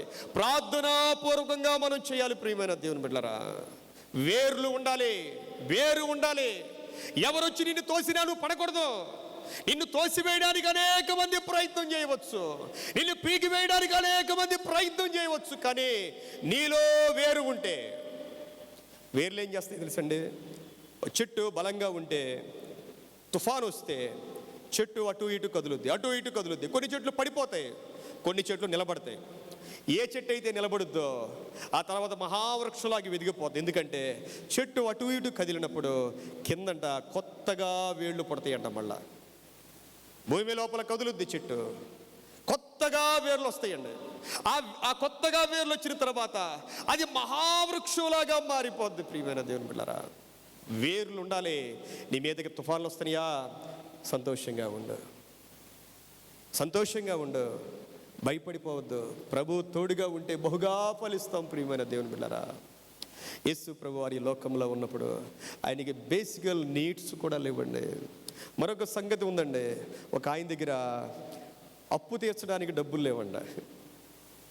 మత్తయి సువార్త 18వ అధ్యాయంలో ఒక మాట ఉంటుంది, ఒక ఆయనకి పరలోక రాజ్యం ఎలా ఉంటుందో ప్రభువు చెప్పాడండి. ఒక రాజుగారి దగ్గర దాసులు ఉన్నారంట. మత్తయి సువార్త 18వ అధ్యాయం 23వ వచనం నుండి ఈ మాటలన్నీ వ్రాయబడ్డాయి. అతనికి 10,000 తలాంతులు వచ్చి ఉన్న ఒక దాసుడు అనండి. 10,000 తలాంతులు. 10,000 తలాంతులు. ఒక తలాంత్ అంటేనే ఇంచుమించు ఒక 20 సంవత్సరాలు సంపాదిస్తే ఎంత ధనమో అంత ధనం. తలాంత్ అంటే ఏదో చిన్న కాయిన్ కాదు, ₹1 ₹10 కాదు. ఒక తలాంతు అంటే అనేక సంవత్సరాలు కష్టపడితే వచ్చే అంత ధనం. ఎంతంట? 10,000 తలాంతులు అంటే కొన్ని వందల కోట్ల రూపాయలు అప్పున్నాడంట ఒక దాసుడు. తీర్చడానికి ఏమీ లేదంట. కాబట్టి రాజుగారు చెప్పారు, నీ ఆస్తి అంతా అమ్మేసాయి, నీ భార్యని నీ పిల్లలను కూడా నాకు ఇచ్చేసాయి అన్నాడు. ఆయన అన్నమాట అదేనండి. అప్పు తీర్చే మార్గం లేదు ఇంకా. ఈ దాసుడు రాజుగారి కాళ్ళ మీద పడిపోయాడు. అయ్యా నన్ను క్షమించు అన్నాడు. రాజుగారు క్షమించేశారు. ఎంత క్షమించేశారు? ఎంత క్షమించారు? 10,000 తలాంతులు క్షమించేశారు. ఈయనకి ఇంకో ఎవరు అప్పు ఉన్నారంట. చూడండి, ఈయనకి ఎవరు అప్పు ఉన్నారు. సామాన్యంగా అప్పు వాళ్ళు ఎలాగ ఉంటారండి, కొంతమంది లక్షలు ఎగ్గొట్టేస్తారు. వాళ్ళకి ₹10 అప్పు ఇవ్వాల్సిన వాళ్ళు ఊరుకోరండి. ఈయనకంట 100 దేనారాలు అప్పు ఉన్నారంటండి. 100 దేనారాలు. 100 దేనారాలు. దాంతో పోలిస్తే ఎంత ఇది? నథింగ్ అన్నమాట. అసలు ఎందుకు పనికిరాంది. వెళ్ళాడు. ఎవరైతే అప్పు తీసుకున్నారో వెళ్ళి, నువ్వు అర్జెంటుగా నాకు ఇచ్చేస్తావు లేదా? ఆయన క్షమించమని అడిగితే నేను క్షమించను, ఇబ్బంది పెట్టేస్తున్నాడండి. ప్రభువు ఎందుకు ఈ మాట చెప్పారంటే, దేవుని దృష్టిలో మన పాపాలు 10,000 తలాంతులు అండి. మనకి దేవునికి మధ్యలో ఉన్న అగాధము లాంటి పాపాలు మనవి, మన పూర్వీకులవి. మన జన్మతోనే పాపులం మనం. అనాది కాలము నుండి మనలో ఉన్న ఆ జీన్స్ 10,000 తలాంతులు లాంటి పాపం మందే. కానీ మనకి మన తోటి వాడు చేసే తప్పు పాపం ఎలాంటిదంటే ఒక 100 దేనారాలు లాంటిది. ఎవరో ₹1,00,000 ఎగ్గొట్టేశారు, అది 100 దేనారాలు లాంటిదే. ఎవరో ఏదో మళ్ళీ తిట్టేశారు, 100 దేనారాలు లాంటిదే. దేవుడు మనకి అంత క్షమాపణ ఇస్తే మన తోటి వారిని చిన్న చిన్న విషయాల్లో కూడా క్షమించలేకపోతున్నాం. ఈ క్రిస్మస్ దినాల్లో ప్రియమైన దేవుని బిడ్డలారా, క్రిస్మస్లో ప్రాముఖ్యంగా ప్రభువు రక్షకుడు రక్షించడానికి వచ్చాడు. రెండోది, ప్రజలందరికీ కలగబోవు మహా సంతోషం. క్రిస్మస్ దినాల్లో సంతోషం. మనం ఎక్కువగా సంతోషాన్ని కలిగి ఉండాలి. ఆ సంతోషం ఎక్కడి నుంచి వచ్చిందంటే దేవుని బిడ్డలతో ప్రజలందరూ. ఇంకో మాట ఏంటంటే సమాధానం. ఆయనకి ఇష్టలైన బిడ్డలకు భూమి మీద ఈ 3 మన జీవితంలో ఉంటే చాలండి. అదే నిజమైన క్రిస్మస్. సంతోషం, సమాధానం, రక్షణ. రక్షణ, సంతోషం, సమాధానం, ఈ 3 మనకుంటే, సమాధానం అనేది క్షమించాలండి. క్షమించాలంటే మనల్ని మనం తగ్గించుకోవాలి. మనం విన్న వాక్య ప్రకారం ఎవరినైనా క్షమించగలిగితే, ఒక చిన్న మాటేనండి, మనం ఏమనక్కడ మన ఆస్తులు ఏం పోవు. క్షమించలేకపోవటం వల్ల మనలో అనేకమైన ఆశీర్వాదాలు పొందుకోలేకుండా ఉంటాం. మనం తప్పు ఎవరు చేసినా సరే ఒక క్షమా గుణం మనం కలిగి ఉంటే, మనం చేసే ప్రార్థన కూడా పరలోక ప్రార్థన. అయ్యా నేను నా రుణస్థులను, ఏమంటాం మనం, నేను నా రుణస్థులను అంటే వాళ్ళు తప్పు చేశారు, నా తప్పు కాదు, వాళ్ళే రుణస్థులు. నేను నా రుణస్థులను క్షమించి ఉన్న ప్రకారము మా రుణములను మీరు, అంటే అర్థం ఏంటి? ఇదైతేనే అది అవుద్ది, లేకపోతే అది అవ్వదండి. ఇది అవ్వకుండా అది అవ్వదు. దానికోసం మన ప్రార్థనలు కూడా అక్కర్లా, ఉపవాస ప్రార్థనలు కూడా అక్కర్లా. జస్ట్ ఒక మాట, దేవుని ఆశీర్వాదం మన మీదకి వస్తుంది. ప్రియమైన దేవుని బిడ్డరా, ఒకవేళ ఈ రోజున మన దగ్గర లేకపోవచ్చు, క్షమించే గుణం కలిగి ఉంటే చాలు, దేవుడు మనల్ని దీవిస్తాడు. ప్రియమైన దేవుని బిడ్డరా, ఈ రోజున ప్రభు వారికి ఈ లోకములో స్థలము లేదు. మనం ఇస్తున్నామా స్థలం? మనం చేసుకునే ప్రతి క్రిస్మస్లో ప్రభు ఉండాలి. మన క్రిస్మస్లో మనం ఆ ప్రభువుని మనం గుర్తెరగాలి. ప్రభువు మనతో ఉన్నాడు అనే ఒక ఆలోచన, ఆ సన్నిధిని మనం అనుభవించాలి. ప్రభువు ఎక్కడ ఉంటాడో బైబిల్ గ్రంథంలో చాలా విషయాలు ఉన్నాయి. సమయం అయిపోయింది కాబట్టి మనం ఏం చేస్తే ప్రభు మనలో ఉంటాడు, ఎలాగుంటే ప్రభు మనలో ఉంటాడు. వాళ్ళు ప్రభువుకు స్థలం ఇవ్వలేదు, మనము ఎలాగుంటే ప్రభు మనలో ఉంటాడో బైబిల్లో కొన్ని మాటలు ఉన్నాయి. దేవుని చిత్తమైతే మరొకసారి ధ్యానం చేద్దాం. ప్రియమైన దేవుని బిడ్డలారా, కళ్ళు మూసుకుందాం, చిన్న ప్రార్థన చేసుకుందాం.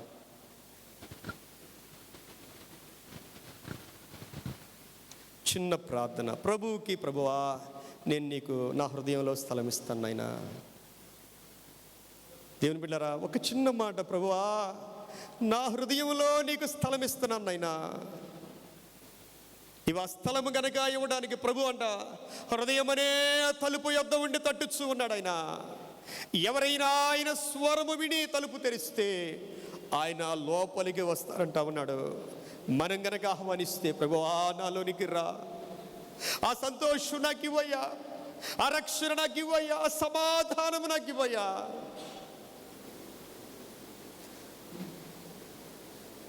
చిన్న ప్రార్థన చేద్దాం. ప్రభువా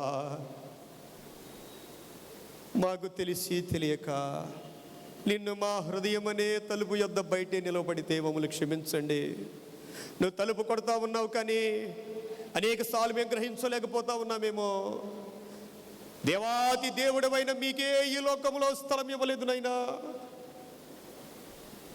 కానీ మాలోనికి రండి, మా హృదయంలోనికి రండి, మా కుటుంబంలోనికి రండి, మాతో మీరు ఉండండి నాయనా. సమస్త మహిమ నీకే కలుగును గాక. ఈ వాక్యాన్ని దీవించి ఆశీర్వదించి మహిమ పొందమని యేసయ్య నామములో వేడుకను ప్రార్థిస్తూ ఉన్నాము తండ్రి, ఆమేన్. సమస్త జ్ఞానమునకు మించిన దేవుని సమాధానము యేసుక్రీస్తు వలన మన హృదయములకును తలంపులకును కావలియుండును గాక. ఆమేన్.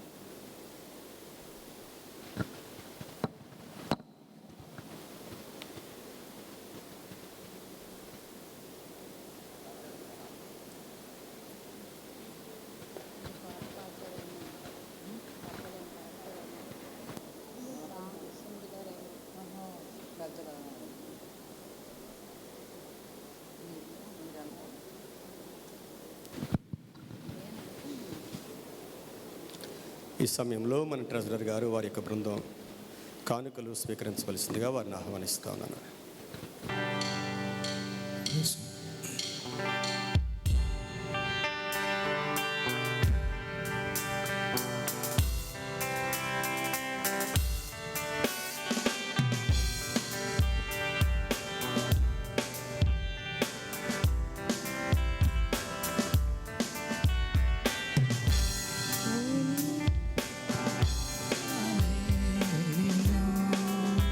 కోమల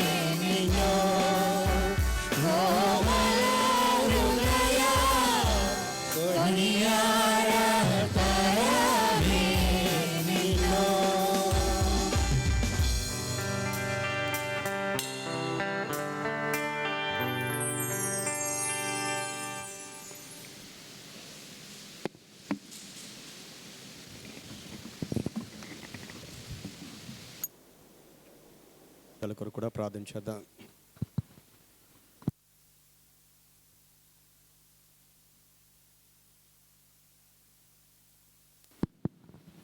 శాశ్వతమైన ప్రేమతో మమ్మల్ని ప్రేమించిన ప్రేమామయుడువైన మా పరిశుద్ధుడైన తండ్రి, నీకు స్తోత్రాలు చెల్లిస్తా ఉన్నాం.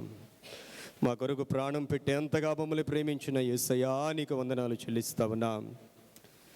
పరిశుద్ధాత్మను నాయనా మా మీదకి కృమ్మరించిన పరమ తండ్రి, నీకు వందనాలు చెల్లిస్తా ఉన్నాం. అయ్యా, మేము కూడా మిమ్మల్ని ప్రేమిస్తా ఉన్నాము నాయనా. మా హృదయపూర్వకముగా నిన్ను ప్రేమిస్తూ ఉన్నాము నాయనా. మా హృదయాలు, మా జీవితాలు మీకు సమర్పించుకుని ఉన్నాం. నీ బిడ్డలు నాయనా నిన్ను ప్రేమించి ఆ ప్రేమకు గుర్తుగా నాయనా కానుకలు సమర్పించి ఉంటుండగా, ఈ కానుకలను, దశమ భాగములను, ప్రథమ ఫలములను, ప్రతిష్టార్పణలునైనా మీ జ్ఞాపకార్థ గ్రంథంలో రాయమని ప్రార్థన చేస్తా ఉన్నాను నాయనా. మీరు వాగ్దానం చేసినట్లు ఇహమందు 100 రెట్లు, పరమందు నిత్య జీవాన్ని అనుగ్రహించుమని ప్రార్థన చేస్తా ఉన్నాను. ప్రభువా, ప్రతి ఒక్కరి అవసరాలు మీ నామములో తీర్చబడును గాక. తండ్రి, ఆకాశపు వాకిళ్ళు విప్పండి నాయన. మీ గాయపడిన హస్తం ఉంచండి నాయన. బలహీనలు ముట్టి బలపరచండి నాయన. ఆరోగ్యవంతులుగా చేయండి నాయన. ఉద్యోగం చేస్తున్న బిడ్డల వారి ఉద్యోగాల్లో తోడుగా ఉండండి నాయన. వ్యాపారం చేస్తున్న బిడ్డల వారి వ్యాపారాల్లో తోడుగా ఉండమని ప్రార్థన చేస్తా ఉన్నా. ప్రతి కుటుంబంలో మీరు ఉండండి. ప్రతి కుటుంబాన్ని మీరు కట్టమని ప్రార్థన చేస్తా ఉన్నా. ఎవరి బిడ్డలు మీరు దీవించండి. ఎవరి కాలంలో నా తండ్రి అయా కావలసిన జ్ఞానాన్ని, పరిశుద్ధమైన జీవితాన్ని తండ్రి నాయనా మా సిలువలు ఎత్తుకుని వెంబడించే అనుభవం ప్రతి ఒక్కరికి దయచేయమని ప్రార్థన చేస్తా ఉన్నాం. సంఘాన్ని దీవించండి. అనేక మందిని మీరు నడిపించండి. సంఘము ఆత్మతో నింపండి, నీ వాక్కుతో నింపమని ప్రార్థన చేస్తా ఉన్నాం. ప్రాముఖ్యంగా ఈ రోజున ఆయన మరి ప్రభాకర్ అన్న గారిని మంచి ఆరోగ్యంతో అయా నీ యొక్క అభిషేకంతో మా మధ్య మీరు నడిపించిన విధానం కొరకు వందనాలు. మీ దాసుని బలపరచండి నాయన, నీకు వందనాలు చెల్లిస్తున్నాం. ఈ క్రిస్మస్ దినాల్లో బలహీనపడకుండా సంపూర్ణమైన మీ కృప దయచేయండి. ఝాన్సీ గారిని కూడా మీరు దీవించి ఆశీర్వదించమని ప్రార్థన చేస్తా ఉన్నాం. మా కార్యవర్గాన్ని మీరు దీవించండి. బిడ్డలు నాయన ఇంకా నీ జ్ఞానముతో, మీ ఆత్మతో నీ యొక్క పనులు చేయగలుగుటకు మీరు అభిషేకించుకోమని ప్రార్థన చేస్తామన్నా. కుటుంబాలుగా దీవించండి నాయన. ఈరోజు సంఘంలో ఎంతమంది ఉన్నారు, అందరూ దీవించబడుదురుగాక, అందరూ ఆశీర్వదింపబడుదురుగాక. తండ్రి, ప్రతి ఒక్కరు నీ మహిమతో నింపబడుదురుగాక. సమస్త మహిమ నీకు ఆరోపిస్తూ ఉన్నాం. మా 3 సంఘాలను దీవించండి నాయన. అడ్వైజర్ని దీవించండి నాయన. సేవకుల్ని దీవించండి నాయన. కార్యవర్గాలు మీరు దీవించి ఆశీర్వదించమని, మా ముందు జరగబోతున్న కార్యక్రమం అంతా కూడా మీరు దీవించి ఆశీర్వదించమని యేసు క్రీస్తు వారి పరిశుద్ధ నామంలో వేడుకని ప్రార్థిస్తూ ఉన్నాను తండ్రి. ఆమేన్.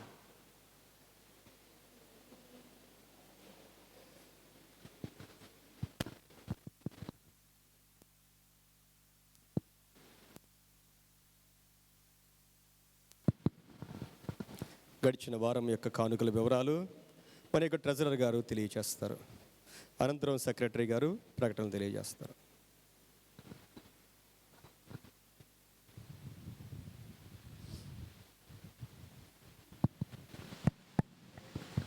Praise lord. ప్రప్రథమంగా దేవాది దేవునికి వందనాలు తెలియజేసుకుంటున్నాను. అలాగే కూడి వచ్చిన సంఘం అంతటి కూడా ఆ వందనాలు తెలియజేసుకుంటున్నాను. ఈరోజు మన కార్యక్రమం అంతాను, ఆరాధన కార్యక్రమం అంతా సక్రమంగా నడిపించి క్రీస్తు యొక్క జన్మదినం గురించి, అలాగే క్షమాపణ, విశ్వాసము, నిరీక్షణ అనే 3 మాటల మీద మంచి వాక్యోపదేశం చేసినటువంటి మన సంఘ కాపరి గారికి కూడా నా వందనాలు తెలియజేసుకుంటున్నాను. మనం అంటే ఇప్పటి నుంచే మనం యాక్చువల్గా పండగని మొదలెడతాం, కానీ అమెరికాలోని 28 నుంచే మొదలెడతారు. వాళ్ళు 28 నుంచి థ్యాంక్స్ గివింగ్ ఫెస్టివల్ అని ఉంటుంది అనమాట. క్రిస్మస్ కంటే చాలా బాగా చేస్తారు. వాళ్ళు ఏంటంటే ప్రతి క్రిస్టియన్ కూడా వాళ్ళ యొక్క గుమ్మాలోను ఒక స్టార్ కానీ లేకపోతే ఏదో కడతారనమాట. అలాంటి కట్టిన ఇంట్లో ప్రతి ఇంటికి వెళ్ళి థ్యాంక్స్ గివింగ్ ఫెస్టివల్ అని చేస్తారు. క్రిస్మస్ కంటే చాలా బాగా చేస్తారు. ఇది ఈ విషయం నేను చెప్పాలనుకున్నాను. సారీ, ఏమనుకోవద్దు. ఈడితే ఏదో చెప్తానే ఉంటాడు అనుకోవద్దు మీరు. అంటే నాకు తెలిసిన విషయాలు అందరికీ చెప్పాలని నేను ఆశపడుతూ ఉంటాను, కాబట్టి దయచేసి క్షమించండి.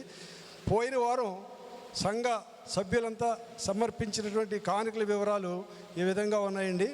44,500 రూపాయలు, 44,500 rupees only. Thank you one and all.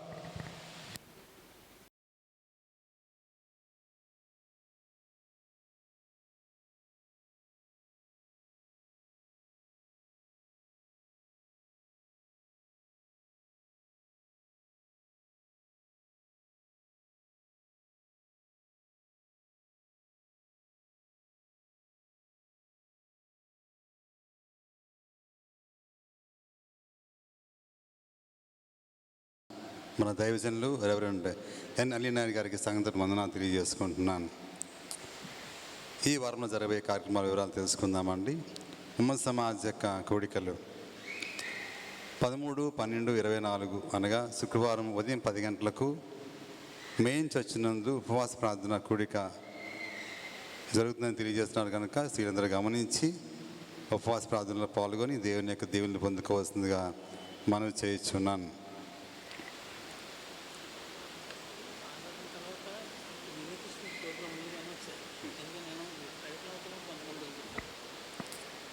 దయచేసి గమనించండి.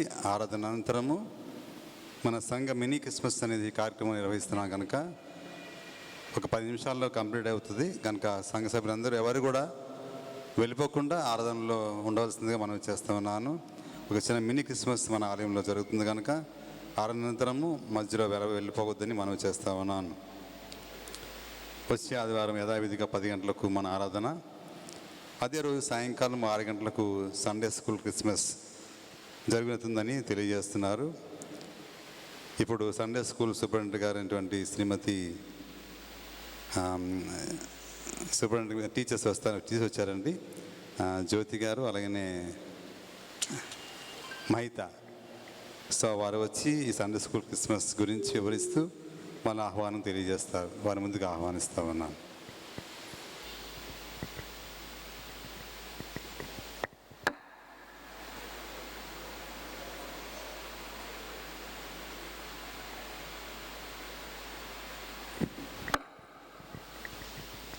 ప్రైజ్ ది లార్డ్ అండి. మొదటిగా దేవునికి వందనాలు చెల్లించుకుంటున్నాను. అదేవిధంగా యునైటెడ్ క్రైస్ట్ చర్చ్ నర్వా సంఘ కాపర్ గారైన అనిల్ నాయుడు గారికి నా ప్రత్యేకమైన వందనాలు చెల్లించుకుంటున్నాము.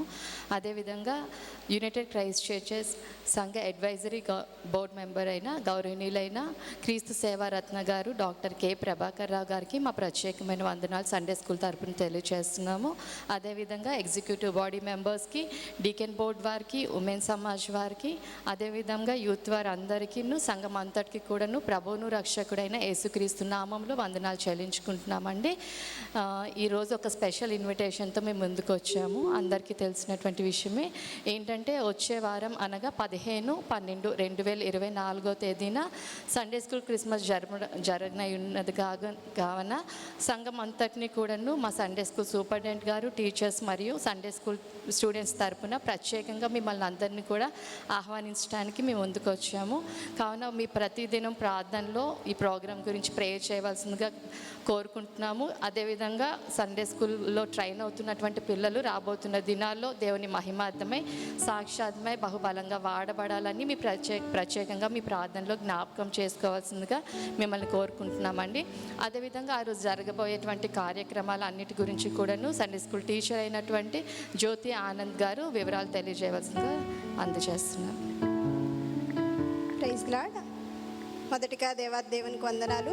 కూడి వచ్చిన సంఘం అంతటికి, పాస్టర్ గారికి, గౌరవనీయులు అడ్వైజర్ గారికి మా హృదయపూర్వక వందనాలు తెలియజేసుకుంటామండి. ప్రతి సంవత్సరం లాగానే ఈ సంవత్సరం కూడా సండే స్కూల్ క్రిస్మస్ జరిపించాలని పెద్దలు మాకు ఇచ్చారండి. మేము 15వ తారీఖున అంటే వచ్చే ఆదివారం సాయంత్రం 6:30 గంటలకు ప్రారంభిస్తామండి. క్రిస్మస్ పాటలతో, సండే స్కూల్ పిల్లల పాటలతో ప్రారంభం అవుతుందండి. వాక్య పరిచర్య రెవరెండ్ హేబేలయ్య గారు వాక్య పరిచర్య చేస్తారు. కేక్ కటింగ్ సంఘ వ్యవస్థాపకులైన అడ్వైజర్ల గారి చేత కేక్ కటింగ్ ప్రోగ్రాం ఉంటుందండి. తర్వాత కల్చరల్ ప్రోగ్రామ్స్ స్టార్ట్ అవుతాయండి. యూత్ పిల్లలు సండే స్కూల్ టీచర్స్ ఆధ్వర్యంలో వారికి నేర్పించినటువంటి డాన్స్లు, స్కిట్లు చిన్నపిల్లలచే ప్రదర్శింపబడతాయి. కాబట్టి సంఘం అంతటిని మేము హృదయపూర్వకంగా ఆహ్వానిస్తున్నామండి.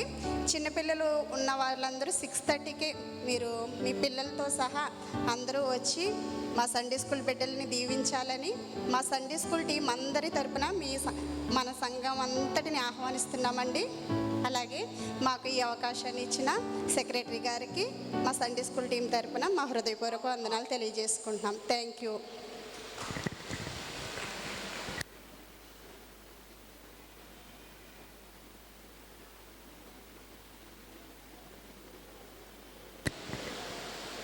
15వ తారీఖున జరగబోయేటువంటి సండే స్కూల్ క్రిస్మస్కి మనల్ని ఆహ్వానించినందుకు టీచర్స్ ఇద్దరికి వందనాలు తెలియజేసుకుంటున్నాను. మరి ఈ వారంలో 11వ తారీఖు సాయంకాలం 6:30 గంటలకు సువార్త సంగీత మహోత్సవం మన మెయిన్ ఆలయం జరుగుతుందని తెలియజేస్తున్నారు. అందులో అందరికీ పరిచయస్తులు Christian music legend doctor A R Stevenson గారు రాని ఉన్నారు కనుక అందరినీ ఆహ్వానిస్తున్న వారు మన మెయిన్ చర్చ్ సంఘ సభ్యులు శ్రీ చింత వరప్రసాద్ గారు. సో వారికి వందనాలు తెలియజేసుకుంటూ అందరం వెళ్ళి ఆ కార్యక్రమంలో పాల్గొని దేవుని యొక్క దీవెనలు పొందుకోవాలని మనవి చేస్తూ ఉన్నాను. 30వ తారీఖున మన సంఘములో బాప్టిజం ఇవ్వడం జరుగుతుంది కనుక యేసుక్రీస్తు వారిని సొంత రక్షకంగా అంగీకరించాల్సిన వారు మీరు మన వైస్ ప్రెసిడెంట్ ఎన్ ఆంటనీ గారు అలాగే జీ నాగరాజు గారు అప్లికేషన్స్ ఉంటాయండి. అప్లికేషన్స్ తీసుకొని ఫిల్ చేసిన తర్వాత పాస్టర్ గారితో మీకు వాక్య పరిచయం ఉంటుంది కనుక ఎవరైతే దేవుని క్రీస్తుని అంగీకరించాలని ఆలోచన కలిగిన వారు ముందుకు వచ్చినట్లయితే మీకు అప్లికేషన్ ఇవ్వడం జరుగుతుంది కనుక అప్లికేషన్స్ వైస్ ప్రెసిడెంట్ గారు ఎన్ ఆంటనీ గారి దగ్గర లేకపోతే జీ నాగరాజు గారి దగ్గర ఉంటుందండి, గమనించవలసిన మనం చేస్తూ ఉన్నాను. మన మెయిన్ ఆలయం నుంచి ప్రత్యేకంగా అలాగనే సాకితిపురం బ్రాంచ్ చర్చ్ నుంచి వచ్చినటువంటి బ్రదర్స్ బి సబస్టన్ గారికి అలాగనే బ్రదర్ రతన్దాస్ గారికి సంఘం తరపున వందనాలు తెలియజేసుకుంటున్నాను. ఇంతటితో ఈ కార్యక్రమం ముగిస్తున్నాను. దయచేసి గమనించండి, ఎవరు వెళ్ళిపోవద్దు. ఈ ఆరాధన తర్వాత మినీ క్రిస్మస్ ఏర్పాటు చేయండి కనుక ఆ ఇన్విటేషన్స్ ఓపెనింగ్ అలాగనే కేక్ కటింగ్ ఈ కార్యక్రమం అన్నీ ఉంటాయి కనుక అందరూ ఇక్కడే ఉండి లాస్ట్లో కేక్ తీసుకొని వెళ్ళవలసింది మనం చేస్తున్నాను. అందరికీ వందనాలు. Thank you. వందనాలు.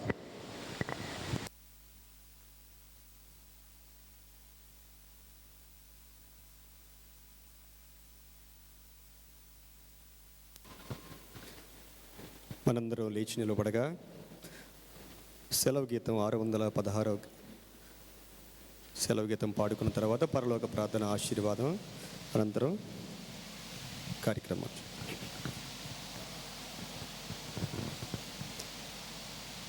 కర్త మమ్మును దీవించి పంపుముని కృపణాందించి అభివందనములు చేకొనుమా విభవము మహిమోన్నతి కీర్తి యుగ యుగములకు కగుతా యుగ యుగములకు కగుతా అనువాదమును దీవించి పంపుముని కృపణాందించి. పరలోకమందున్న మా తండ్రి, నీ నామం పరిశుద్ధపరచబడుగాక, నీ రాజ్యం వచ్చునుగాక, నీ చిత్తము పరలోకమందు నెరవేరునట్లు భూమి మీద నెరవేరునుగాక. మా ఆహారం నేడు మాకు దయచేయము, బయట అపరాధము చేయ వారిని మేము క్షమించు ప్రకారం అపరాధము క్షమించుము, మమ్మల్ని శోధనలోనికి తేక కీడును తప్పించుము. రాజ్యము శక్తి మహిమ నిరంతరము మీరై ఉన్నారు తండ్రి. ఆమేన్. పరమ తండ్రి అయిన దేవాతి దేవుని యొక్క ప్రేమ, మన ప్రభువును రక్షకుడై ఉన్న యేసుక్రీస్తు ప్రభువారి కృప, పరిశుద్ధాత్మ దేవుని అన్యోన్య సహవాసము ఆశీర్వాద దీవెనలు సదాకాలం మనందరికీ తోడయుండునుగాక. ఆమేన్. కుమార శుద్ధాత్మకును తగు స్తుతి మహిమలు కల్గుగాక ఆదిని ఇప్పుడు ఎల్లప్పుడు అయినట్లు యుగములు అవును. ఆమేన్. తండ్రి కుమార శుద్ధాత్మకును తగు స్తుతి